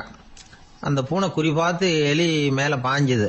ஆனால் அந்த எலியை சுலபமாக தப்பிச்சு போட்டுது. அடுத்தபடியாகவும் பாயறதுக்கு முயற்சி பண்ணிச்சு அந்த பூனை. ஆனால் அந்த எலியோ ரொம்ப தந்திரமாக திடீர்னு அந்த பூனையின் முகத்துக்கு நேராக பாஞ்சுது. அவ்வளவுதான். அந்த பூனை பயந்து போய் ஒரே தாவா தாவி ஜன்னல் வழியாக வெளியில் ஓடி போச்சு. அந்த வீரனுக்கு இது ஒரு பெரிய அதிர்ச்சியாக இருந்தது. அடுத்தபடியாக யோசனை பண்ணான். ராஜா வளர்த்துக்கிட்டு இருந்த அரண்மனை பூனையை ஒரு நாள் இரவலா கேட்டு வாங்கிட்டு வந்தான். ஊர் உலகம்லாம் பேர் வாங்கின பூனை இது. அந்த பூனையாலும் அந்த எலியை ஒன்றும் செய்ய முடியல. வீரனுக்கு ரொம்ப அதிர்ச்சி. அந்த அரண்மனை பூனைகிட்டயே போய் புலம்புனான். அரண்மனை பூனையே, நீயே தோத்து போயிட்டியே, இனிமே நான் என்ன செய்ய முடியும்னா. அந்த பூனை சிந்திச்சுது. அப்புறம் சொல்லிச்சு, இந்த காரியத்துக்கு இந்த மேல்மட்ட விவகாரம்லாம் சரிப்பட்டு வராது. சாதாரண வீட்டு பூனை கிடைச்சதுன்னா அதை கொண்டுட்டு வந்து விட்டுப்பார் அப்படின்னுது. சாதாரண பூனையால என்ன செஞ்சிட முடியும்னா இவன் நம்பிக்கை இல்லாம. இப்போ அந்த அரண்மனை பூனை சொல்லிச்சு, பெரிய வீட்டு பூனையெல்லாம் நல்லா சாப்பிட்டு தூங்கி பழக்கப்பட்டிருக்கோம். அதுக்கெல்லாம் ராஜதந்திரம் தெரியும். ஆனால் எலி பிடிக்க தெரியாது. அதுக்கான வளர்ப்பும் இல்லை, பயிற்சியும் இல்லை. ஏன்னா அதுக்கெல்லாம் பசி கிடையாது. சாதாரண வீட்டு பூனை அப்படி இல்லை. பசிக்கு ஆகாரம் தேடி அலையும். எலிகளை பிடிச்சி சாப்பிட்டுட்டு தான் உயிர் வாழும். அதனால அதுகளுக்கு எலியை பிடிக்கிற எல்லா உத்திகளும் தெரியும், எங்களுக்கு தெரியாது அப்படின்னுது. அது சரியே, அதுவும் பூனை தான், நீயும் பூனை தான். அதால முடிகிற காரியம் ஏன் உன்னால முடியல அப்படின்னு கேட்டான் இவன். இதுக்கு அந்த பூனை சொல்லிச்சு, இதே கேள்வியை நானும் கேட்டேன். உன்னுடைய தந்திர முறை என்னன்னு கேட்டேன். அதுக்கு பதில் சொல்லாம படுத்து தூங்கி போச்சு. அதை மறுபடியும் எழுப்பி கேட்டேன். அதுக்கு கோவம் வந்துட்டுது. இதுல என்ன தந்திர முறை வேண்டியிருக்கு? நான் ஒரு பூனை, அவ்வளவுதான். பூனைன்னா பூனை, பூனை எலியை பிடிக்கும், நான் எலியை பிடிக்கிறேன், அவ்வளவுதான்னுது அப்படின்னு சொல்லி விவரமா சொல்லிச்சு அந்த அரண்மனை பூனை. உடனே ஒரு சாதாரண பூனையை கொண்டுட்டு வந்துட்டாங்க. கொண்டாந்து விட்டா அது பார்க்கறதுக்கு ரொம்ப சாதாரணமா தெரிஞ்சுது. இந்த வீரனுக்கு நம்பிக்கை வரல. இருந்தாலும் அதை கொண்டுட்டு வந்து வீட்டுக்குள்ள விட்டான். ஒரே நிமிஷம் அந்த எலியை கவிட்டு வெளியில ஓடி போச்சு. மேலிடத்து பூனைகள்லாம் இதை வேடிக்கை பார்த்துக்கிட்டு வெளியில நின்றுகிட்டு இருக்குது. எல்லாரும் மெதுவா அந்த பூனையை நெருங்கி, உங்ககிட்ட அப்படி என்ன தனிப்பட்ட திறமை, அதோட ரகசியம் என்னன்னு கேட்டாங்க. அந்த சாதாரண பூனை ரொம்ப சாதாரணமா சொல்லிச்சான், அதெல்லாம் எனக்கு தெரியாது, நான் பூனை, அவ்வளவுதான், நீங்களும் பூனையா இருங்க அப்படின்னு சொல்லிவிட்டு அந்த பூனை தன்னுடைய வாயில கவிய எலியோடு அங்கிருந்து நடந்து போச்சு. இந்த கதையிலிருந்து நாம புரிஞ்சுக்க வேண்டிய தத்துவம் என்னன்னா, நீயாக இரு. இதுதான் அந்த தத்துவம். நம்ம ஒவ்வொருத்தருக்கு உள்ளேயும் ஒரு தனித்தன்மை இருக்கு. இதை அவங்கவுங்க புரிஞ்சுக்கிட்டு உண்மை இயல்பு புரிஞ்சுக்கணும். நம்முடைய இயல்பு என்னங்கிறது நமக்கு தெரியணும். அதை கண்டுபிடிக்கிறது தான் உண்மையான கலை. ஒரு பெரிய மனுஷன் வாயை அகலமா திறந்து வச்சுட்டு தூங்கிட்டு இருந்தான். உடனே ஒரு எலி உள்ள பூந்துட்டு தான். வீட்டு வேலையாள் டாக்டருக்கு போன் பண்ணான், எங்க முதலாளி வாய்க்குள்ள ஒரு எலி பூந்துட்டுது டாக்டர் அப்படின்னா. நான் உடனே புறப்பட்டு வரேன், அதுக்கு முன்னாடி நீ ஒரு ரொட்டி துண்டை எடுத்து ஒரு வாய்க்கு முன்னாடி காட்டு, உள்ள போன எலி வெளியில வந்துடும்னார் டாக்டர். சரின்னு சொல்லிவிட்டான். கொஞ்ச நேரத்தில் டாக்டர் அங்க போய் சேர்ந்தார். அப்போ வேலைக்காரன் ஒரு பெரிய மீனை அவர் வாய்க்கு நேரம் இப்படியும் ஆட்டிக்கிட்டு இருந்தான். நான் ரொட்டி துண்டை தானே காட்ட சொன்னேன்னாரு டாக்டர். அவன் சொன்னான், எலியை வெளியில கொண்டுட்டு வர்றதுக்கு ரொட்டி துண்டை காட்ட சொன்னீங்க டாக்டர், அதுக்கப்புறம் அந்த எலியை துரத்திக்கிட்டு ஒரு பூனை உள்ள போயிருக்கு, அதுக்காகத்தான் இந்த மீனை காட்டிட்டு இருக்கேன் நானா. இது எதுக்குன்னா இப்படி வேடிக்கையா சொல்றது, பூனை பூனையாக இருக்க வேண்டும், எலி எலியாக இருக்க வேண்டும், மனுஷன் மனுஷனாக இருக்க வேண்டும் அப்படிங்கறத புரிஞ்சுக்கிறது. நாமாக இருக்கிற வரை வெற்றி நிச்சயம். ஐயா, என்னுடைய நூல் வெளியீட்டு விழாவுக்கு அவசியம் நீங்க வரணும் அப்படின்னு கூப்பிட்டார் ஒருத்தர்.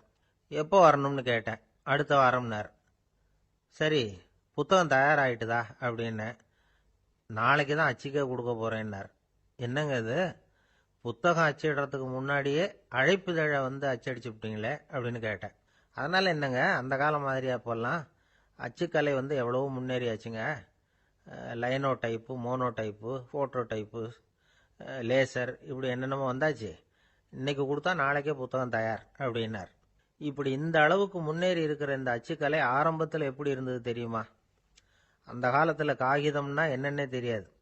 அப்படி ஒன்று கண்டுபிடிக்கப்படவே இல்லை. அப்போல்லாம் எதையாவது ஒன்று எழுதணும்னா அதுக்கு ஆட்டு தோலை தான் பயன்படுத்தி இருக்கிறாங்க. கண்ணுக்குட்டி தோல் கூட அதுக்கு உபயோகப்பட்டு தான். ஐரோப்பாவில் இருந்த பாதிரியார்கள் தோலில் எழுதப்பட்ட புத்தகத்தை தயாரிக்கிறதுல ரொம்ப கெட்டிக்காரங்களாம். எகிப்து, அப்புறம் மத்திய தரைக்கடல் ஓரத்தில் உள்ள நாடுகள், இங்கெல்லாம் தோல் தான் எழுது பொருளாக பயன்பட்டு வந்திருக்குது. ஆனால் நம்ம நாட்டில் ஓலைச்சுவடிகளை எழுத்துக்கு பயன்படுத்தி இருக்கிறாங்க. எழுதுறதுக்கு தோலை பயன்படுத்தினவங்க பிறகு பேப்பரைஸ் அப்படிங்கிற கோரை புல்லை வந்து அதுக்கு பயன்படுத்தினாங்களாம். இதெல்லாம் அப்படி கொஞ்சம் கொஞ்சமாக கண்டுபிடிச்சிட்டு வந்திருக்கிறாங்க.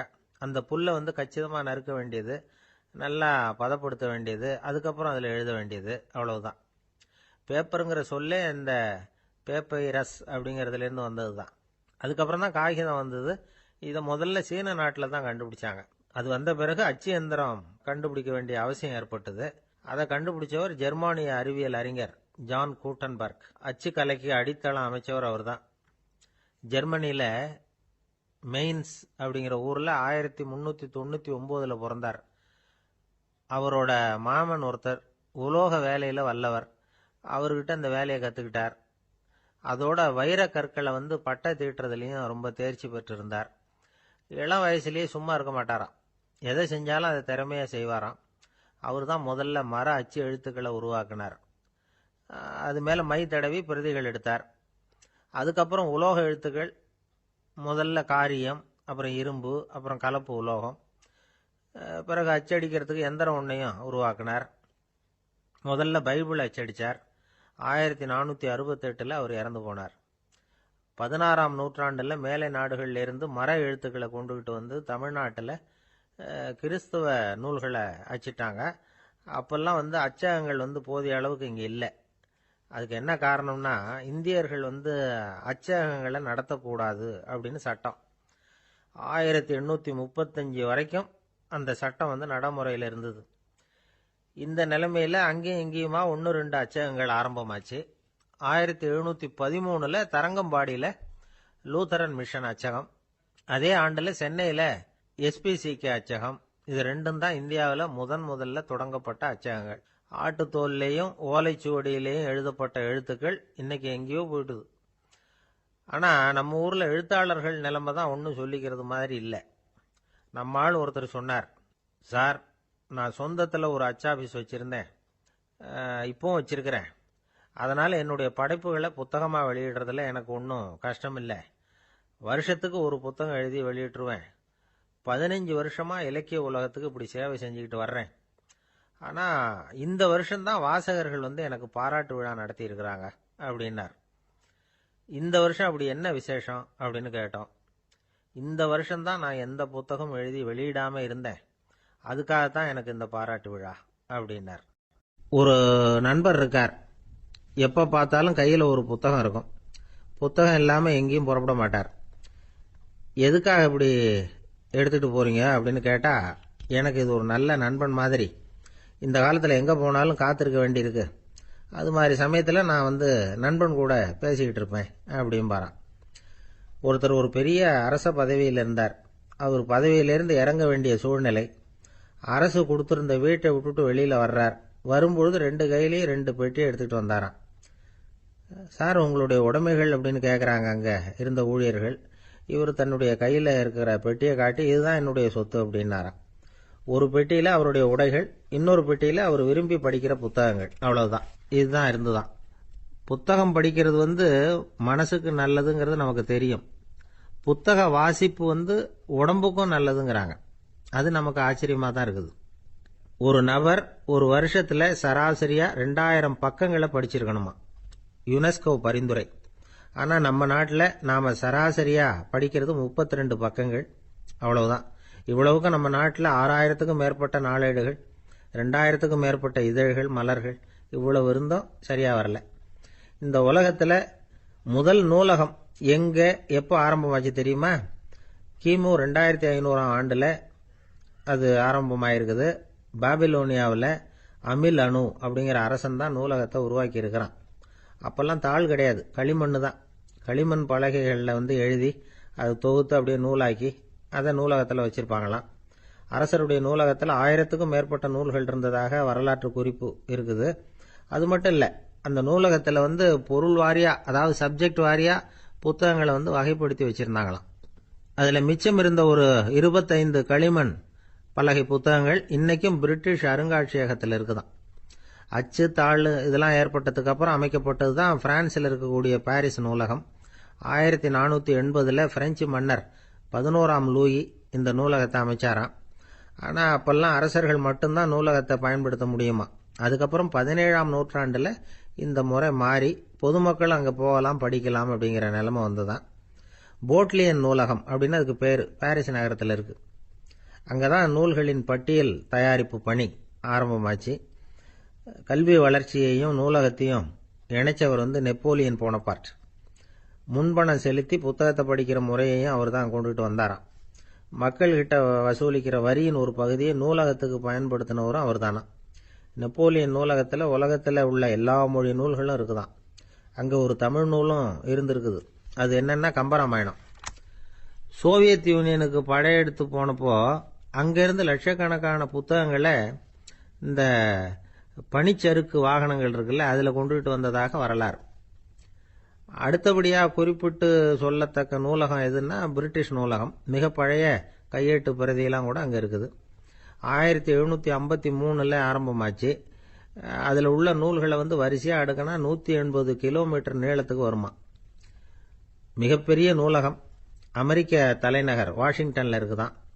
இந்தியாவை பொறுத்த வரைக்கும் பெரிய பழைய நூலகம் எதுன்னா கல்கத்தா நூலகம்.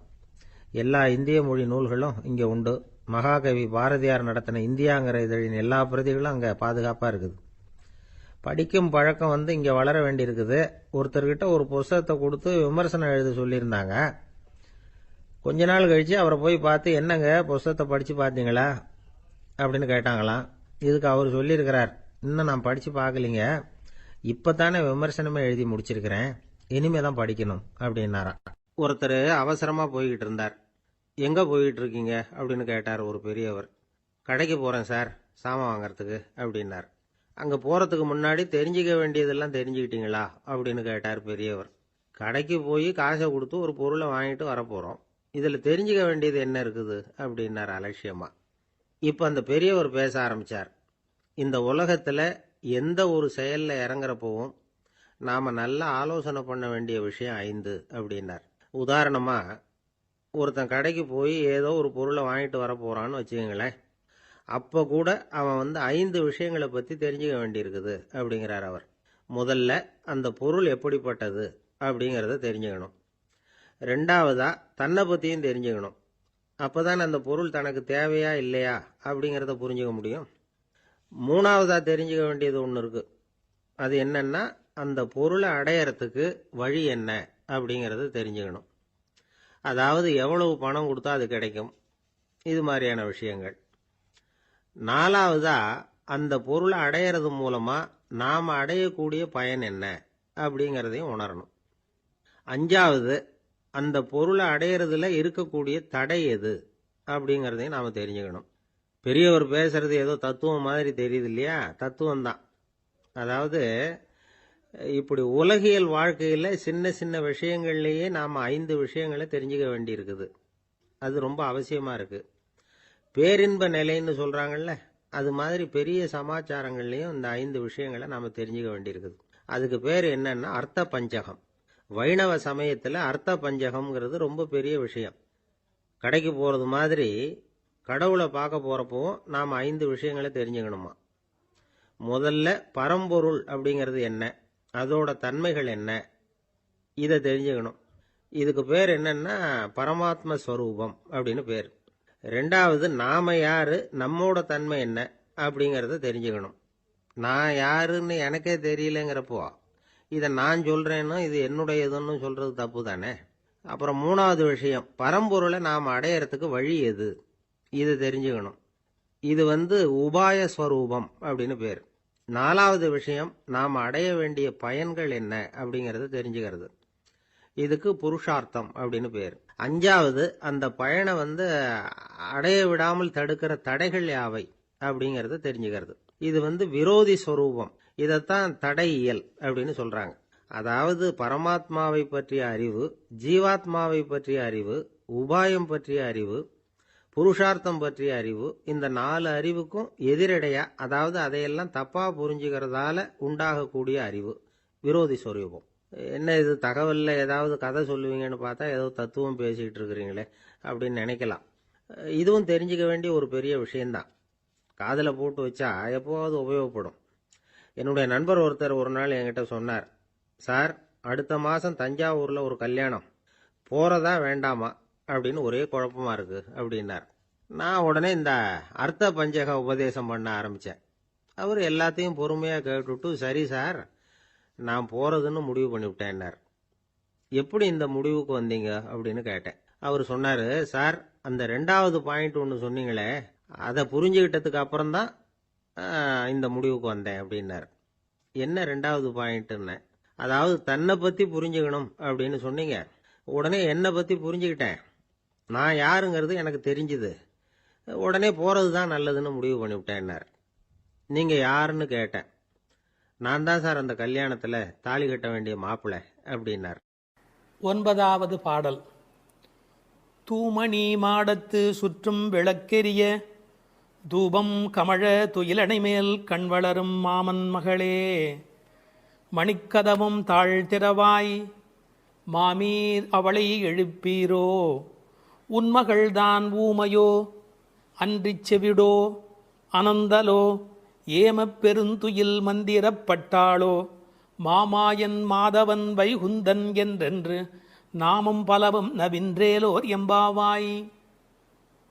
அப்பழுக்கற்ற தூய்மையான பரிசுத்தமான மாட மாளிகைகளைச் சுற்றிலும் 4 பக்கங்களிலும் விளக்குகள் ஒளிவிட்டு பிரகாசித்து எரிந்து கொண்டிருக்கவும், அம்மாளிகையைச் சுற்றிலும் அகில் சந்தனம் போன்ற வாசனைப் பொருள்களின் நறுமணம் எங்கும் கமழவும், நல்ல பஞ்சடைத்த மெத்தையில் கண்ணுறக்கம் கொள்ளும் எங்கள் மாமன் மகளே, மாணிக்கங்கள் பதிக்கப் பெற்ற உன் வீட்டு கதவின் தாழ்பாளை திறக்க மாட்டாயா? திறந்து விரைவில் வந்து எங்களுடன் சேர்ந்து கொள்ள மாட்டாயா? மாமிகளே, நீங்களாவது அவளை எழுப்பிவிட மாட்டீர்களா? விடிந்து எவ்வளவு நேரமாகிவிட்டது. நாங்கள் இவ்வளவு நேரம் அவளை அழைத்து கொண்டிருக்கிறோமே, அவளுக்கு என்ன ஆயிற்று? ஒரு வார்த்தை கூட பதில் கூற மாட்டேன் என்கிறாளே. அவள் என்ன பேசும் திறனற்ற ஊமையா? அல்லது நாங்கள் அழைப்பது அவளுக்கு கேட்கவில்லையா? காது கேட்கவில்லையா? அல்லது ஆழ்ந்த பேருறக்கத்தில் படுத்து கிடக்கிறாளா? அல்லது யாரேனும் கட்டுப்படுத்தி அவளை பெருந்துயில் கொள்ளுமாறு செய்து விட்டார்களா? அல்லது ஏதேனும் மந்திரம் மாயம் செய்திருக்கிறார்களா? அதன் வசம் கட்டுப்பட்டு இப்படி பேருறக்கம் கொண்டு கிடக்கிறாளே. நாங்கள் அந்த மாமாய செயல்களில் வல்லவனும் மிகுந்த தவமுடைய இலக்குமியின் கணவனும் வைகுண்டத்திற்கு அதிபதியுமான நாராயணன் பெயரை திரும்ப திரும்பச் சொல்லி பக்தி பரவசத்தில் ஈடுபட்டு அவளை அழைக்கிறோமே. அவள் ஏன் இன்னும் எழுந்து வந்து கதவை திறந்து எங்களுடன் சேர்ந்து இறைவன் திருப்பெயரை சொல்லி வழிபட மாட்டேன் என்கிறாள்? நீங்களாவது கேட்டுச் சொல்லுங்களேன் என்கிறார்கள். இந்த பாடலின் திரண்ட பொருள் இது. தூமணி மாடத்து சுற்றும் விளக்கெரிய. விளக்கு எரிப்பதற்கே நிறைய செல்வம் இருக்க வேண்டும். இது சீர்மல்கும் ஆய்பாடி செல்வச் சிறுமியர்கள் வாழுகிற இடம். அந்த வீட்டினுடைய அமைப்பு எப்படி இருக்கிறது? தூய்மையான ரத்தின மணிகள் அப்படியே பதிந்து வைத்திருக்கிறார்கள். ஒரு குறிப்பு எழுதுகிறார்கள். அரசர்கள் அந்தப்புறத்திற்கு சிறந்த மணியை கொண்டு அற்புதமான கட்டடத்தை அமைப்பார்களாம். அங்கு வேண்டாம் என்று ஒதுக்கப்பட்ட கற்களை கொண்டுதான் அரண்மனையையே கட்டுவார்களாம். இது துவளில் மண்டபம், அது தூமணி மாடம் என்று அதற்கு ஒரு விளக்கம் சொல்கிறார்கள். ஆக இழைத்து இழைத்து தூய்மையான மணியினை கொண்டு வந்து கட்டியிருக்கிறார்கள். அது ரத்தின மணி. இந்த பெண் எழுந்திருந்திருக்க வேண்டும், எழுந்திருக்கவில்லை. ஒரு வித்தியாசம் இருக்கிறது.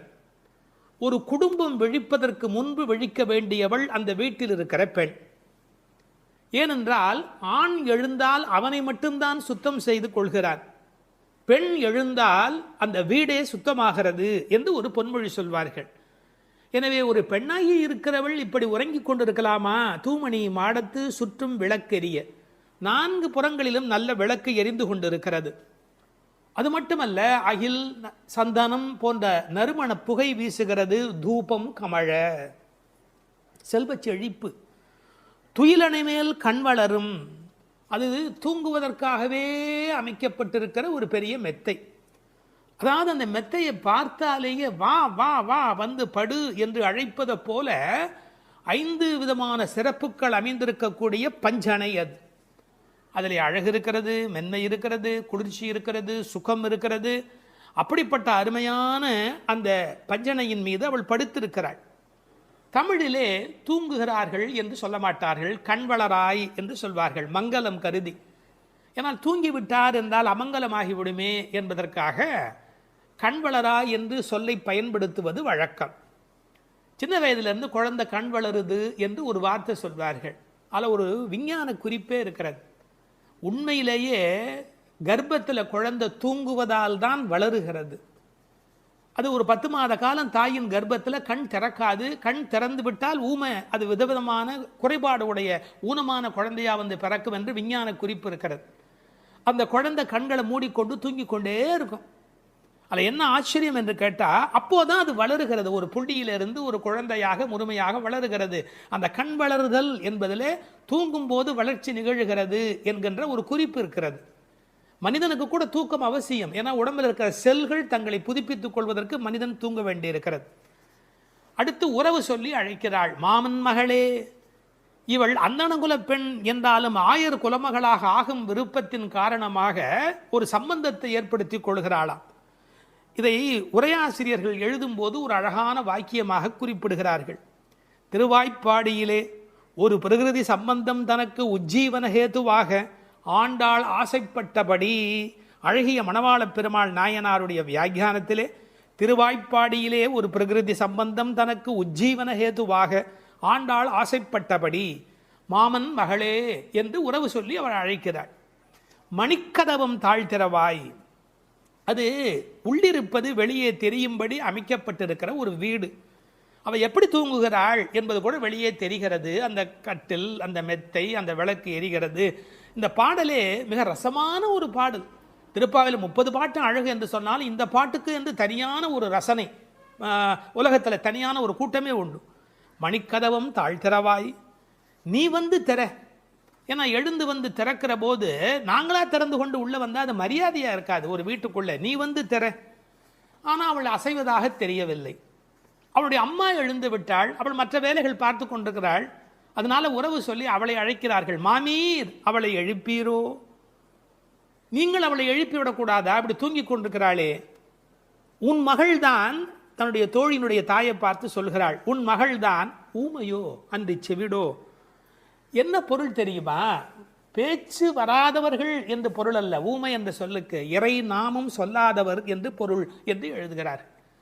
இறைவனுடைய நாமத்தை சொல்ல வேண்டிய சந்தர்ப்பத்தில் சொல்லவில்லை என்றால் பிறகு நாக்கிருந்து என்ன பையன்? பேசாத நாளெல்லாம் பிறவா நாளே என்பார்கள் அல்லவா. உண்ணா நாள் என்பது இந்த உலகத்தில் சாப்பிடாத நாள் அல்ல, உன்னை வணங்காத நாள் தான் உண்மையிலேயே உண்ணா நாள் என்று குறிப்பிடுவார்கள். ஊமையோ அன்றி செவிடோ. ஏன்னா இறைவன் புகழ் கேளாத செவியென்ன செவியே என்று சிலப்பதிகாரம் பேசும். இந்த பெருமானுடைய புகழை நாங்கள் சொல்லுகிறோம், அவள் காதிருந்தும் கேட்கவில்லையே. நேற்று வரை நன்றாக பேசினாளே, இன்று என்ன ஊமையாகி விட்டாளா? அழைப்பு அவள் காதில் போய் விழவில்லையா? அல்லது இரண்டுமே அவளுக்கு இணைந்து விட்டதா? சோம்பல் வயப்பட்டாளா? யாரேனும் மந்திரம் மாயம் செய்து விட்டார்களா? என்ன நடந்து விட்டது? ஊமையோ அன்றி செவிடோ.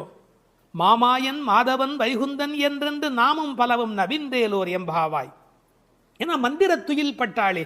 இப்படி அவள் பிடிவாதமான ஒரு தூக்கத்தில் போய் மாட்டிக்கொண்டு இருக்கிறாளே. நாங்கள் அழைக்கிறோம். எதை சொல்லி அழைக்கிறோம்? மாமாயன், மகா மாயையில் வல்லவனாகிய பெருமான்.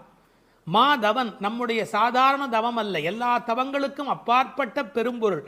அந்த தவத்தால் அடைய வேண்டியவன் கருணையினால் தானாகவே நம்மிடத்தில் வருவதால் அவன் மாதவன். வைகுந்தத்தில் இருக்கிறவன் என்றாலும் கருணை காரணமாக ஒவ்வொரு கோயிலிலும் அர்ச்சாவதாரத்தில் எழுந்தருளி இருக்கின்றவன். வைகுண்டபதி என்றாலும் இந்த பூமிக்கு கிடைக்கிறவன். வைகுந்தன் என்றென்று நாமும் பலவும் நவின்று. உண்மையிலேயே திருப்பாவையினுடைய நோக்கமே இறைவனுடைய நாமத்தை பல வகையில் சொல்வது. இறைவனுடைய நாமத்துக்கு மிகுந்த சக்தி அதிகம். கட்டிப்பொன் போலே அவன், பணிப்பொன் போலே திருநாமம் என்று உரை எழுதுவார்கள். அதாவது தங்கத்தில் ஒரு பெரிய கட்டி இருந்தால் கூட அதை வைத்துக்கொண்டு என்ன பண்ணுவது? ஆனால் பணிக்கப்பட்ட பொன், வளைக்கப்பட்ட பொன்னாக இருந்தால் அது பல சமயத்தில் ஆபத்துக்கு உதவும். ஒரு மோதிரமாக இருந்தால் அடகு கடையில் வைத்து கூட ஒரு ஆபத்திலேருந்து வெளியில் வரலாம். இறைவன் வைகுந்தத்திலே இருக்கிறான் என்று சொன்னால் கட்டிப்பொன் போலே, ஆனால் பணிப்பொன் போலே அவனுடைய திருநாமம், நாமம் பலவும். இன்னும் கூட நிறைய விளக்கங்கள் சொல்வார்கள். இறைவனுடைய நாமம் இறைவனை விட செல்வாக்கு உடையது என்று.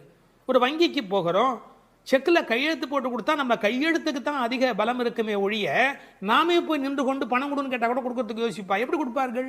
கையெழுத்துக்கு அவ்வளோ பெரிய சக்தி இருக்கிறது. அதுபோல் நாமும் இறைவனை காட்டிலும் வலிமை உடையது என்று ஒரு குறிப்பு சொல்வார்கள். ஒரு சின்ன வரலாறு.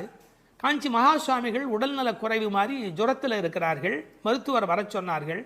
அவர் உடனே மருந்தெல்லாம் கொடுக்க வேண்டி இருக்குமோ என்ற எண்ணத்தில் அவர் வந்தார். உன்னை யார் இப்படிலாம் வர சொன்னா? நீ உட்கார், நான் இப்போ என்னுடைய டெம்பரேச்சர் எடுத்துக்கோ, விஷ்ணு சஹஸ்ரநாமம் சொல்ல போகிறேன், சொல்லி முடிச்சதுக்கு அப்புறம் டெம்பரேச்சர் எப்படி இருக்கு பார் அப்படின்னு சொல்லிட்டு விஷ்ணு சஹஸ்ரநாமம் சொல்லுவதற்கு முன்பு ஜுரம் இருந்தது, சொல்லி முடித்த பிறகு ஜுரம் இல்லவே இல்லை. உன்னை எதுக்கு தெரியுமா கூப்பிட்டேன், மருந்து கொடுத்து தான் இதை காப்பாற்றணுங்கிறது இல்லை, விஷ்ணு சஹஸ்ரநாமம் சொன்னாலேயே ஜுரம் போயிடும்னு தெரிஞ்சுக்கோ என்று ஒரு செய்தி சொன்னதாக ஒரு வரலாறு உண்டு. அவனுடைய நாமம் எல்லா நோய்களையும் போக்கக்கூடியது. அந்த நாமம் பலவும் நவின்றேலோர் எம்பாவாய். அந்த நாமங்களை நாம் வாய் திறந்து பாடுவோம் என்பதாக இந்த பாட்டு நிறைவு பெறுகிறது. 8வது திருப்பாவை பாட்டு. உற்சாகமுள்ள ஒரு பெண்ணை உறக்கத்திலிருந்து எழுப்புகிறார்கள். கீழ்வானம் வெள்ளென்று எருமை சிறுவீடு மேய்வான் பரந்தனகான், மிக்குள்ள பிள்ளைகளும் போவான் போகின்றாரை போகாமல் காத்து, உன்னை கூவுவான் வந்து நின்றோம் கோதூகலமுடைய பாவாய் எழுந்திராய். பாடிப்பறை கொண்டு மாவாய் பிளந்தானே, மல்லரை மாட்டிய தேவாதி தேவனைச் சென்று நாம் சேவித்தால் ஆவா என்று ஆராய்ந்து அருளேலோர் எம்பாவாய். 8ஆம் பாட்டின் உரை. கண்ணனை எப்போதும் எண்ணி குதூகலமே வடிவான ஒரு பெண் இப்பாடலில் எழுப்பப்படுகிறாள். எப்போதும் மகிழ்ச்சி நிறைந்த பெண்ணே, கிழக்கு வெளுத்து விட்டது. பனிப்புல் மேய்வதற்காக எருமைகளை அவிழ்த்து விட்டு விட்டார்கள். பாவை நோன்புக்கென்ன நீராட மிகுதியான நமது கூட்டத்தைச் சேர்ந்த பெண்கள் பாவையின் நோன்பு கொண்டாடும் இடத்திற்கு புறப்பட்டு சென்று கொண்டிருக்கிறார்கள். அவர்களை நடுவில் நிறுத்தி உன்னை அழைத்து செல்வதற்காக நாங்கள் வந்திருக்கிறோம். கேசி என்ற குதிரை வடிவில் வந்த அரக்கனை மாய்த்தவனும், ஷானூரன் முஷ்டிகன் என்ற மல்லர்களை வென்று கொன்றவனும், தேவர்களுக்கெல்லாம் பெரிய தேவனுமான கண்ணனை நினைத்து பாடி அவனை சென்று அடைந்தால் அவன் நம் வருகையை அறிந்து வாருங்கள் வாருங்கள் என்று அழைத்து நாம் விரும்பிய பறையை நலனை நமக்கு தருவான். உறக்கத்தை கலைந்து எழுந்திரு என்பதுதான் இந்த பாடலின் திரண்ட பொருள். கீழ்வானம் வெள்ளென்று, கிழக்கு வெளுத்து விட்டது, அதாவது சூரிய உதயத்திற்கு முன்பான அருணோதயம் நிகழ்ந்து விட்டது. பண்டைய தமிழ் மரபு சூரியன் உதிப்பதற்கு முன்பாக எழுந்துவிட வேண்டும் என்கிற ஒரு ஒழுங்கியல் இருந்தது. இதற்கு ஒரு காரணம் உண்டு, ஒரு அருமையான பொன்மொழி. சூரியன் யாரை படுக்கையில் பார்க்கிறானோ அவர்களை வாழ்நாள் முழுவதும் படுக்கையிலேயே விட்டுவிடுகிறான் என்று ஒரு பொன்மொழி உண்டு. மனிதன் நோயின்றி இருக்க வேண்டும் என்று சொன்னால் விடியல் வேளையிலே சூரியன் வருகிறதற்கு முன்பாக எழுந்து நின்று அந்த சூரியனை வரவேற்பதற்கு தயாராக இருக்க வேண்டும். இந்த கிழக்கு வெளுத்தது என்பதை கீழ்வானம் வெள்ளென்று என்று எழுதுகிறார். ஒரு குறிப்பு, இவையெல்லாம் வெளியில் நடக்கிற விஷயங்கள். சூரியோதயத்திற்கு முந்தைய வானம் வெளுத்த நிலை. வெளியில் நடக்க வேண்டியதெல்லாம் நடந்து விட்டதே, உள்ளே நடக்க வேண்டியது நடந்திருக்கிறதா? வெளி அடையாளங்கள் சரியாக இருக்கின்றன, உள்ளே நிகழ வேண்டிய ஆன்ம விடியல் அது நடந்திருக்கிறதா? உனக்கு என்ன அஞ்ஞானமா? இன்னொரு அடையாளம் சொல்லுகிறாள், விடியலுக்கான அடையாளம். எருமை மாட்டை அவிழ்த்து விட்டு விட்டார்கள், மேய்ச்சல் நிலத்திற்கு கூட்டி போக போகிறார்கள். ஆனால் மேய்ச்சலுக்கு போவதற்கு முன்பு அதை அவிழ்த்து விட்ட உடனே பனிப்புல் மேய்வதற்கு அனுமதிப்பார்கள். அதுவும் பரபர என்று ஓடிவர் வந்து அந்த பனிப்புல்லை எல்லாம் மேயும். காரணம், பனிப்புல் மேய்ந்தால் பால் நன்றாக இருக்கும் என்பது ஆயர்பாடியினுடைய கொள்கை. ஆண்டாள் அந்தணர் குலத்தில் பிறந்து வளர்ந்தாலும் கூட அவளுடைய இயல்பு ஆயர்பாடியின் உண்மைகள் அனைத்தையும் தெரிந்து வைத்திருக்கிறாள். எருமை சிறுவீடு மேய்வான், சிறுவீடு சின்னதாக விட்டிருக்கிறார்கள், முழுசா விட்டுடலை. அது கொஞ்சம் அப்படி பக்கத்தில் போய் அந்த அவிழ்த்து விட்ட உடனே வந்து வெளியில் இருக்கிற அந்த பனிப்புல்லை மேய தொடங்குகிறது. அறிந்தோ அறியாமையிலேயோ எருமை என்ற வார்த்தையை பயன்படுத்துவதிலே ஒரு கிண்டல் இருக்கிறது. ஏன்னா யாராவது அதிக நேரம் தூங்கி கொண்டிருந்தா என்னடா இப்படி எருமை போல தூங்குறியே என்று ஏசுவார்கள். எருமையே எழுந்து விட்டதே, நீ இன்னும் எழுந்திருக்கவில்லையா? அதில் ஒரு கேலி இருக்கிறது, ஒரு கிண்டல் இருக்கிறது. எருமை சிறுவீடு மேய்வான் பரந்தனகான், ஓடுது, அது பாட்டுக்கு அதை போய் திங்கிறதுக்காக அது பறந்து புறப்பட்டது. மிக்குள்ள பிள்ளைகளும், அதாவது 5 லட்சம் குடியில் இருக்கிற அத்தனை பெண்களும் ஒருத்தருக்கொத்தர் உறவு. அவர்கள் எல்லாருக்கும் நோன்பு நோக்க வேண்டும், கண்ணபெருமானை காண வேண்டும், அவன் தரிசனத்தை சென்று அனுபவிக்க வேண்டும், அவனோடு கலவி பரிமாற வேண்டும் என்ற எண்ணத்தினாலே போக வேண்டும் என்று எல்லோரும் தவிக்கிறார்கள். இறைவனை சென்று சேர வேண்டும் என்று இந்த சபரிமலைக்கு போகிற சில அன்பர்கள் ஒரு வேகத்தோடு புறப்படுவார்கள். அது மாதிரி போவான் போகின்றாரே, அப்படி எல்லாம் வேக வேகமாக எல்லோரும் புறப்படுகிறார்கள். இது ரொம்ப முக்கியமான ஒரு இடம். இன்றைக்கு சிலருடைய மனதிலே கோவிலுக்கு போவது என்பது ஒரு டூரிசம் ஸ்பாட் விசிட் என்பது போல மாறி இருக்கிறது. இல்லை இல்லை இல்லை, அது திருத்தல யாத்திரை. திருத்தல யாத்திரைக்கும் டூரிசம் டெவலப்மெண்ட்டுக்கும் இடையில் பெரிய வித்தியாசம் இருக்கிறது என்பதை ஒவ்வொரு ஆன்மாவும் விளங்கிக் கொள்ள வேண்டும். மனதுக்கு மகிழ்ச்சி தருவது டூரிசம், ஆன்மாவுக்கு அமைதி தருவது தல யாத்திரை. அப்படி போவான் போகின்றார், எல்லாம் புறப்பட்டு விட்டார்கள். நாங்கள் என்ன பண்ணி வைத்திருக்கிறோம்? நிறுத்தி வைத்திருக்கிறோம். போகாமல் காத்து உன்னை கூவுவான் வந்து நின்றோம். பொதுவாக அப்படி புறப்பட்டு விட்டவர்களை தடுக்கக்கூடாது. ஆனால் எங்கள் மனம் வேதனைப்படுகிறது. உன்னை விட்டுவிட்டு எப்படி அம்மா நாங்கள் போக முடியும்? பிரார்த்தனை கூட்டத்தால் நிறைவு பெறுகிறது, ஆனால் தியாகம் தனிமையால் அழகு பெறுகிறது. தியாகம் தான் ரொம்ப முக்கியம். பிரார்த்தனையை விட நிறைய பிரார்த்தனைகள் இருக்கட்டும், அதை விட தியாகம் அதை விட முக்கியம். நாங்கள் எல்லாரும் புறப்பட்டு விட்டார்கள், அவளை தடுத்து நிறுத்தி வைத்திருக்கிறேன், ஒன்று அழைத்து கொண்டு போக வேண்டும் என்று. ஒருவரை விட்டு விட்டு போனாலும் மனம் நிம்மதி அடையுமா? நாம் சாப்பிடுகிறோம், நமக்கு வேண்டிய ஒரு அன்பர், ஐயோ ஒரு வரலையே ஒரு வரலையே ஒரு வரலையே என்று தவிப்போம் இல்லையா? அதுபோல் கண்ணனை அனுபவிக்கின்ற அனுபவத்திலே ஒருத்தி விட்டு போனாலும் அவர்கள் மனது வேதனைப்படுகிறது.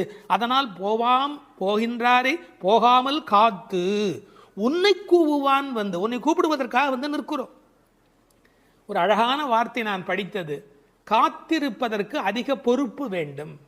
இந்த உலகத்தில் ஒரு விஷயத்துக்கு காத்திருப்பது என்பதற்கு கூடுதலான பொறுப்பு வேண்டும். கல்யாண பந்தியிலேயே பல பேர் பரபரக்கிறார்கள், கூப்பிடாமலேயே சாப்பிட ஓடுகிறார்கள். ஆனால் இவர்கள் பக்திக்கு போகிற போது கூட ஒருத்தி வர வேண்டுமே என்று காத்திருக்கிறார்கள். பொறுமை உள்ளவர்களே இந்த உலகத்தை ஒளிமயமாக ஆக்குகிறார்கள். யான் பெற்ற இன்பம் பெருக இவ்வையகம் என்று எண்ண வேண்டும் அல்லவா? இன்னும் ஒரு வார்த்தை சேர்த்தே சொல்லுகிறேன், பொறுமை கூட ஒரு வழிபாடுதான். பொறுமை கூட ஒரு உயர்ந்த வழிபாடுதான். வழிபாட்டின் ஓர் அங்கம் அல்ல பொறுமை என்பது, வழிபாட்டின் ஓர் அங்கம் அல்ல, பொறுமையே ஒரு பெரிய வழிபாடு. கடைசி மாணவனுக்கும் பாடம் சொல்லிக் கொடுக்கிறவரே நல்லாசிரியர். அதுபோல் உன்னை விட்டு விட்டு போக எங்களுக்கு மரம் வரவில்லையடி அம்மா, அதனால் உனக்காக காத்திருக்கிறோம். ஏனென்றால் நீ வந்தால் அந்த இடம் கலகலப்பாக இருக்கும். கோதூகலமுடைய பாவாய் எழுந்திராய். சாதாரணமாகவே இளம்பெண்கள் எப்போவுமே சிரித்தபடி இருப்பார்கள். அவர்கள் இருக்கிற இடத்துல சத்தம் ஜாஸ்தியாக இருக்கும். விஞ்ஞானத்திலேயே ஆண் மூளை பெண் மூளையை பற்றி பிரித்து வைத்து சொல்கிறார்கள். ஆணினுடைய மூளையிலே பேசுவதற்கான பேச்சு மையம் என்பது மிக குறைவு. ஆனால் பெண்ணினுடைய மூளை அமைப்பிலே பேசுவதற்கான மையம் என்கிற அந்த தன்மை கூடுதல். மொழி வளம் என்பது ஒரு பெண்ணுக்கு எளிமையாக வரும். மொழி வளம் என்பது ஆண் பருவமடைய அவனுடைய பேச்சிலே அது வராது.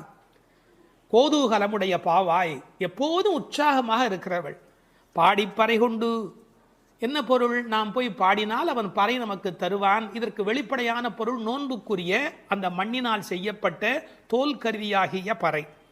ஆனால் ஆழத்தில் பார்த்தால் ஒவ்வொரு உயிரும் இந்த உலகத்தில் பெற வேண்டியது முக்தி. அந்த முக்தியை தரக்கூடிய பரம்பொருள் பரமாத்மா அவன். அதனால் அவனை பாடுவதால் நாம் பறை கொள்ளலாம்.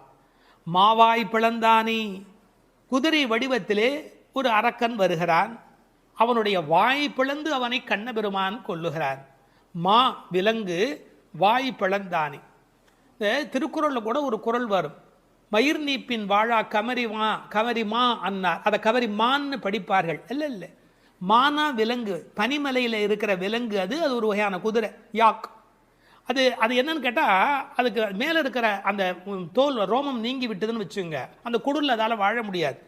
மா என்பது ஒரு வகையான விலங்கு. மா வாய் பிளந்தானே மல்லரை மாட்டிய தேவாதி தேவனே. கண்ணனுடைய வாழ்க்கை முழுக்க பார்த்தா அசுரர்கள் வந்து கொண்டே இருக்கிறார்கள், மோதி மோதி சாகிறார்கள். முஷ்டிகன், சாணூரன், இந்த கண்ணபெருமானுடைய கதைகளையெல்லாம் இங்கே சொல்லுகிறாள். பக்தி உலகத்தினுடைய சிறப்பே தான் எதை விரும்புகிறோமோ அந்த பரமாத்மாவின் வரலாறுகளை பரிமாறி கொள்ளுதல். மல்லரை மாட்டிய தேவாதி தேவனை சென்று நாம் சேவித்தால், கடவுள் நம்மிடத்துல வருவதற்கு தயாராக தான் இருக்கிறார். ஆனால் நாம் அதுக்கு முன்னாடி நாம் அங்கே போய் நிற்கணும். நம்மளை பார்ப்பதற்கு அவர் தயாராக இருக்கிறார். நீ 4 அடி எடுத்து வைத்தால் 40 அடி எடுத்து வைப்பதற்கு, 4000 அடி எடுத்து வைப்பதற்கு கடவுள் தயாராகவே இருக்கிறார். உண்மை அது. ஆனாலும் ஒரு மரியாதை கருதி நாம் சென்று சேவிக்க வேண்டும். சென்று நாம் சேவித்தால் வா என்று ஆராய்ந்து அவர் நம்மளை வரவேற்பதற்கு தயாராக இருக்கிறார். அதில் அந்த அழகு பாருங்க, மாவாய் பிளந்தானே என்பதற்கு எதுகையா ஆவா என்று. அதாவது நீ வந்துட்டியா, வா ஆ வா என்று ஆராய்ந்து அருளேலோர் எம்பாவாய். மகிழ்ச்சியுடைய ஒரு பெண் அவளும் சேர்ந்து சென்றால் மட்டுமே இறை அனுபவம் என்பது பூரணமாகிறது. ஒருவரை கூட விட்டுவிடக்கூடாது என்று ஒரு உண்மையை புரிந்து கொள்ளவான். இந்த காலத்தில் தான் கோயிலில் ஒன்றை பார்க்க விட மாட்டேன், என்ன பார்க்க விட மாட்டேன், நான் ஒன்றை மறைப்பேன், நான் பெரிய விஐபி, இப்படி பலவிதமான மனோபாவங்களில் சுவாமி தரிசனம் மாறி போய் விட்டது. ஆனால் உண்மையான பக்திக்கு அடையாளம் வா நீ வந்து பார், வா நீ வந்து பார். ஆக எல்லோரும் வர வேண்டும் என்ற அந்த தவிப்பு இந்த பாசுரத்தின் மூலம் நமக்கு கிடைக்கிறது.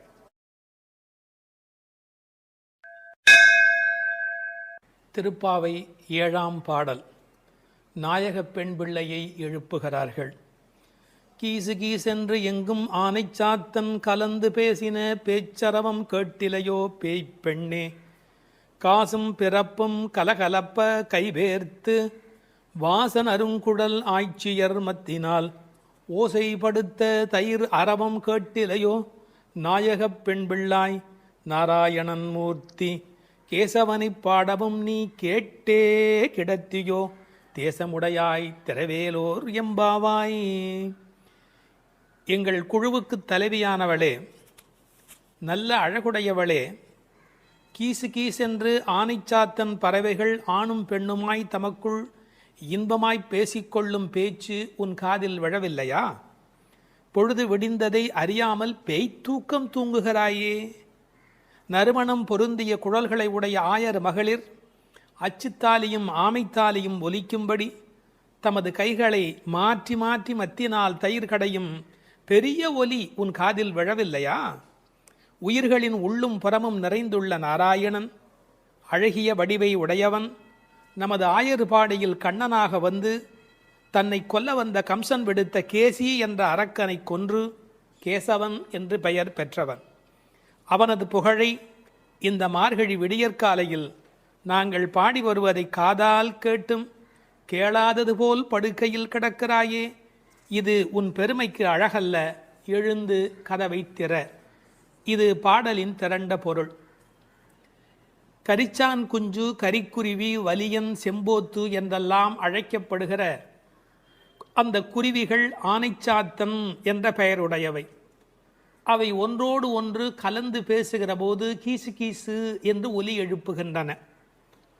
பறவைகளுடைய ஒலி கிசு கிசு என்று இருந்தாலும் அது கிருஷ்ண கிருஷ்ண என்று சொல்லுவதைப் போல பக்தர்கள் காதில் விழுகிறது.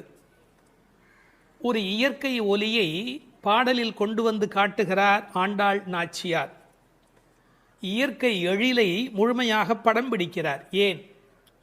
Nature is the body language of the god the almighty. கடவுளின் உடல் மொழி எது என்று கேட்டால் இயற்கைதான் கடவுளின் உடல் மொழி.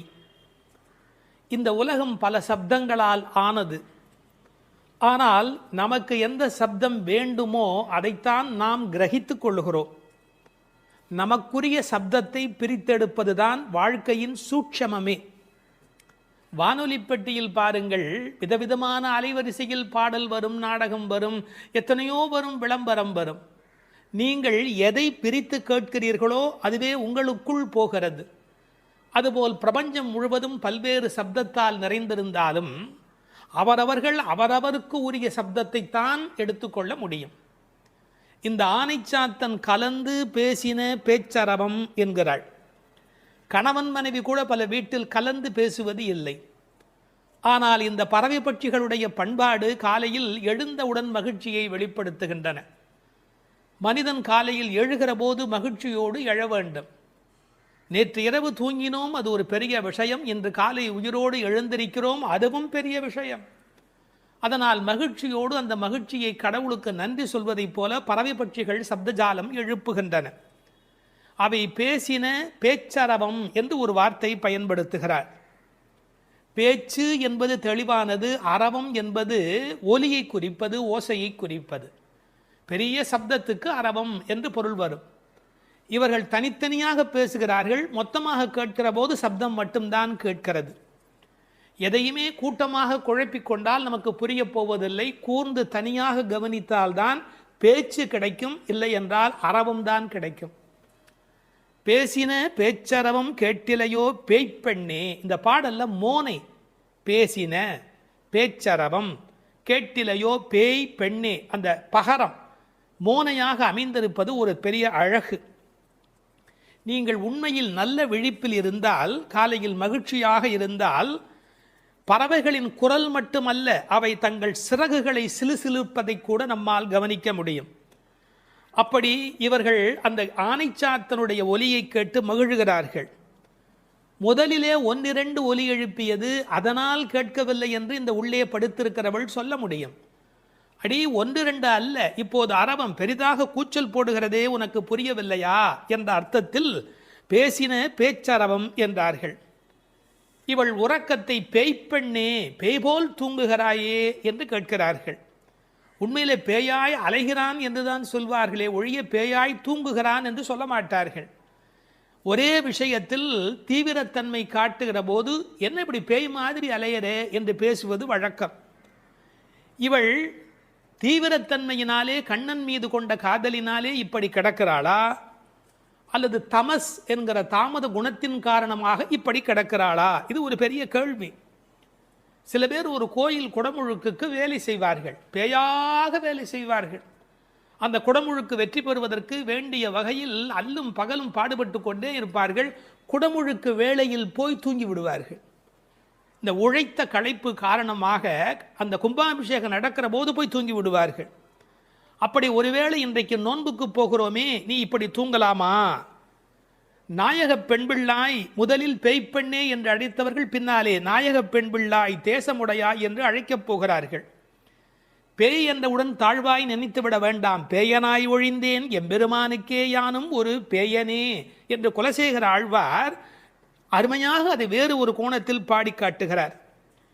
இவர்களை எழ ஒட்டாதபடிக்கு செய்வது எது என்றால், அந்த கண்ணன் மீது கொண்ட அளவற்ற காதல் அல்லது பிரேமை ஒரு காரணமாக இருக்கலாம். அடுத்த ஒரு ஓசையை வர்ணிக்கிறார், இயற்கையை சொல்லி நமக்கு புரிய வைக்கிறார். பெண்கள் தயிர் கடைகிறார்கள். அந்த பெரிய ஆய்ச்சிமார்கள் தயிர் கடைகிற போது அவர்கள் கழுத்தில் அணிந்திருக்கிற தாலி, அதுவும் காசும் பிறப்பும் கலகலப்ப கைவேர்த்து, அச்சுத்தாலி ஆமைத்தாலி என்பார்கள். இதை கொஞ்சம் புரிந்து கொள்வது கடினம். இளம் வயதிலிருந்தே பெண்களுக்கு தங்க காசு கொடுத்து கொண்டே வருவார்கள். அந்த தங்க காசு தான் பெண்ணுக்கு உண்மையிலேயே மிகப்பெரிய சீதனம். அவர்களுக்கு தங்கத்தின் மூலம் சேமிப்பு நிகழும். தங்கள் சேமிப்பை காசாக்கி கையிலே வைத்திருப்பார்கள். திருமணமாகி அடுத்த வீட்டுக்கு போகிற போது அவர்களுக்கு ஆமைத்தாலி, கொஞ்சம் புடைத்த மாதிரி 2 உருண்டையாக இருக்கும், அதற்கு ஆமைத்தாலி என்று பெயர். அந்த காசும் பிறப்பும் அது ரெண்டையுமே கழுத்திலே கோர்த்து போட்டிருப்பார்கள். மஞ்சள் கயிற்றில் இந்த காசையும் மாட்டிக்கொள்வார்கள். அதன் பிறகு இந்த ஆமைத்தாலி என்கின்ற அந்த உருண்டையான தாலியையும் மாட்டிக்கொள்வார்கள். அப்படி தயிர் கடைகிற போது ரெண்டும் ஒன்றோடு ஒன்று மோதி ஒரு பெரிய ஒலியை எழுப்புகிறது. என்ன டிராமாட்டிக்காக அதை கொண்டு வந்து நம்முடைய கண் முன்பாக காட்டுகிறாள் பாருங்கள். கண் முன்பாக அந்த காட்சி படப்பிடிப்பு போல வந்து நிற்கிறது. காலையில் வெண்ணெய் கடைகிறார்கள். ஏன் தெரியுமா? வெயில் ஏறி விட்டால் வெண்ணெய் உருகிவிடும், கண்ணனும் விட்டு வைக்க மாட்டார். எனவே அதிகாலையிலே கடைய வேண்டும் என்று வெண்ணெய் கடைகிறார்கள். பகவான் ராமகிருஷ்ணர் ஓர் உதாரணம் சொல்லுகிறார். வெண்ணெய் கடைகிறவர்கள் விடியற்காலையில் கடைவார்கள். காரணம், வெயில் வந்து விட்டால் வெண்ணெய் இளகிவிடும். அதுபோல் பக்தி வர வேண்டிய வயது இளம் வயது. உங்களுக்கு வயதாகிவிட்டால் உலகத்தின் வெப்பத்தில் அது உருகி ஓடிவிடும். எனவே இளம் வயதில் பக்தி வெண்ணெய் திரள வேண்டும். காலையில் மோர் கடைவது தயிர் கடைவது போலே என்று பகவான் ராமகிருஷ்ணர் ஒரு கருத்து சொல்வார்.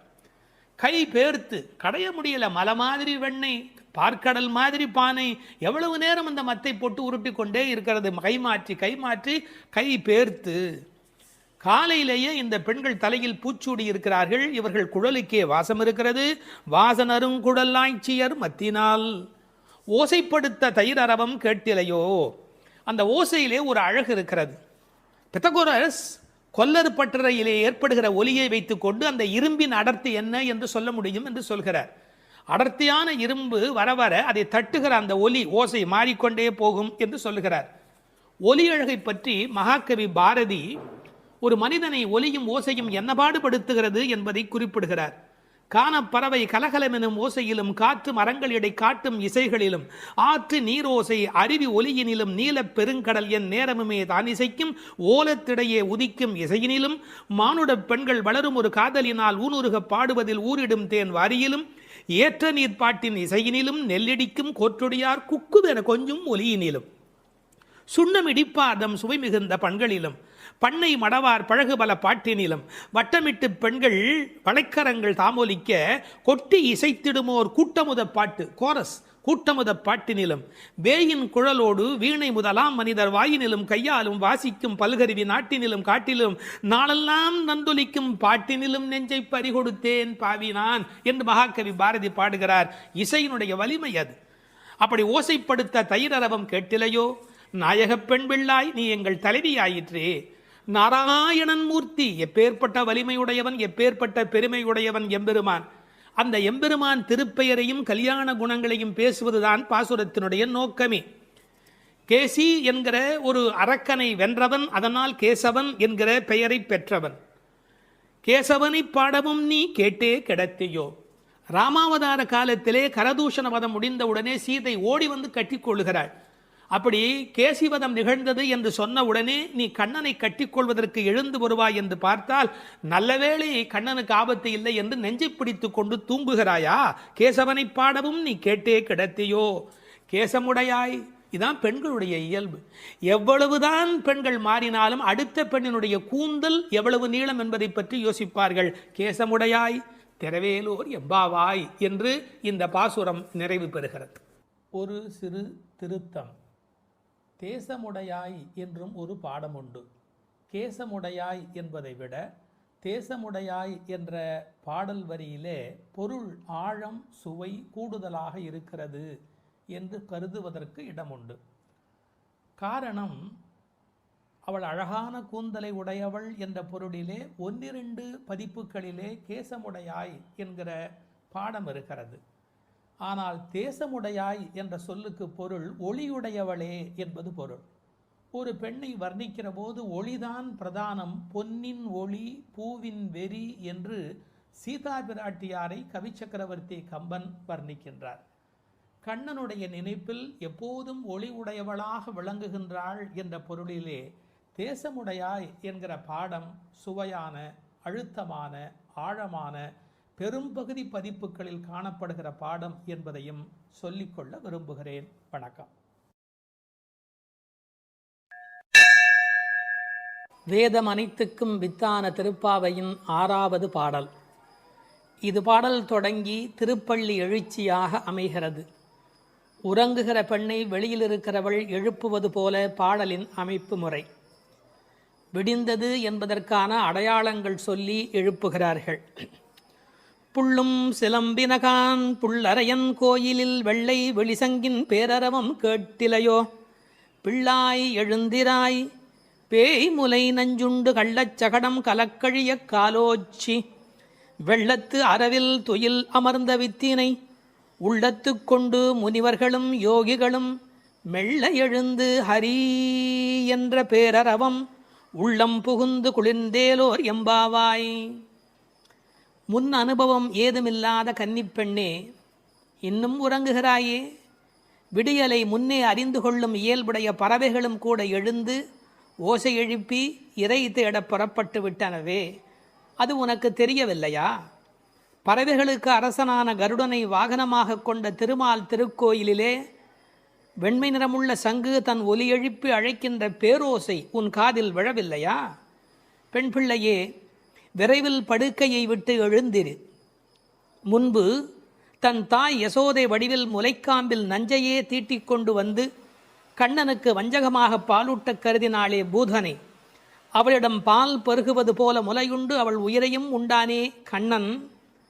முன்பு கள்ளத்தனமாக சக்கரமாக அவன் முன் தோன்றினானே சகடாசுரன். அவனை தன் திருவடிகளை உயர்த்தியே உதைத்து அவன் கலக்கம் அடைந்து அழிந்து போனானே அந்த கண்ணன். திருப்பார்கடலிலே அமைந்திருக்கும் ஆதிசேஷன் என்னும் பாம்பின் மேல் அரிதுயில் கொண்டிருக்கிறானே அந்த கண்ணன். இவ்வுலக உற்பத்திக்கு மூல காரணமான அந்த கண்ணனை தம் உள்ளத்திலேயே இடைவிடாது தியானித்து கொண்டிருக்கும் முனிவர்களும், இறைவனை எளிதில் அடையும் யோகம் போன்ற உபாயங்களையும் செய்து கொண்டிருக்கும் யோகியர்களும் அலுங்காது அசையாது மெதுவாக நிதானமாக எழுந்து ஹரி ஹரி என்று திருமாலை எண்ணிப்பாடும் பேரோசை உன்னுடைய காதுகளில் கேட்கவில்லையா? ஆனால் இவ்வோசைகள் எல்லாம் எங்கள் செவி வழி புகுந்து உள்ளத்திற்கு குளிர்ச்சி தருகின்றனவே. இந்த அனுபவத்தை எங்களுடன் பகிர்ந்து கொள்வதற்காகவாவது நீ எழுந்து வரமாட்டாயா? இது பாடலின் திரண்ட பொருள். புள்ளும் சிலம்பினகான் புள்ளரையன் கோயிலில். புள்ளும் சிலம்பினகான் என்பது இயற்கையின் அழைப்பு. காலையிலே பறவைகள் ஒலி எழுப்புகின்றன. இதில் புள்ளும் என்றால் அந்த உம்மை சிறப்பு உம்மை. காலை பொழுது எப்படி விடுகிறது என்றால் கோழி கூவுது என்று ஒரு வார்த்தை சொல்வார்கள். மனித வாழ்க்கை இயற்கையோடு கலந்து நிற்கக்கூடிய தனித்த சிறப்புடையது.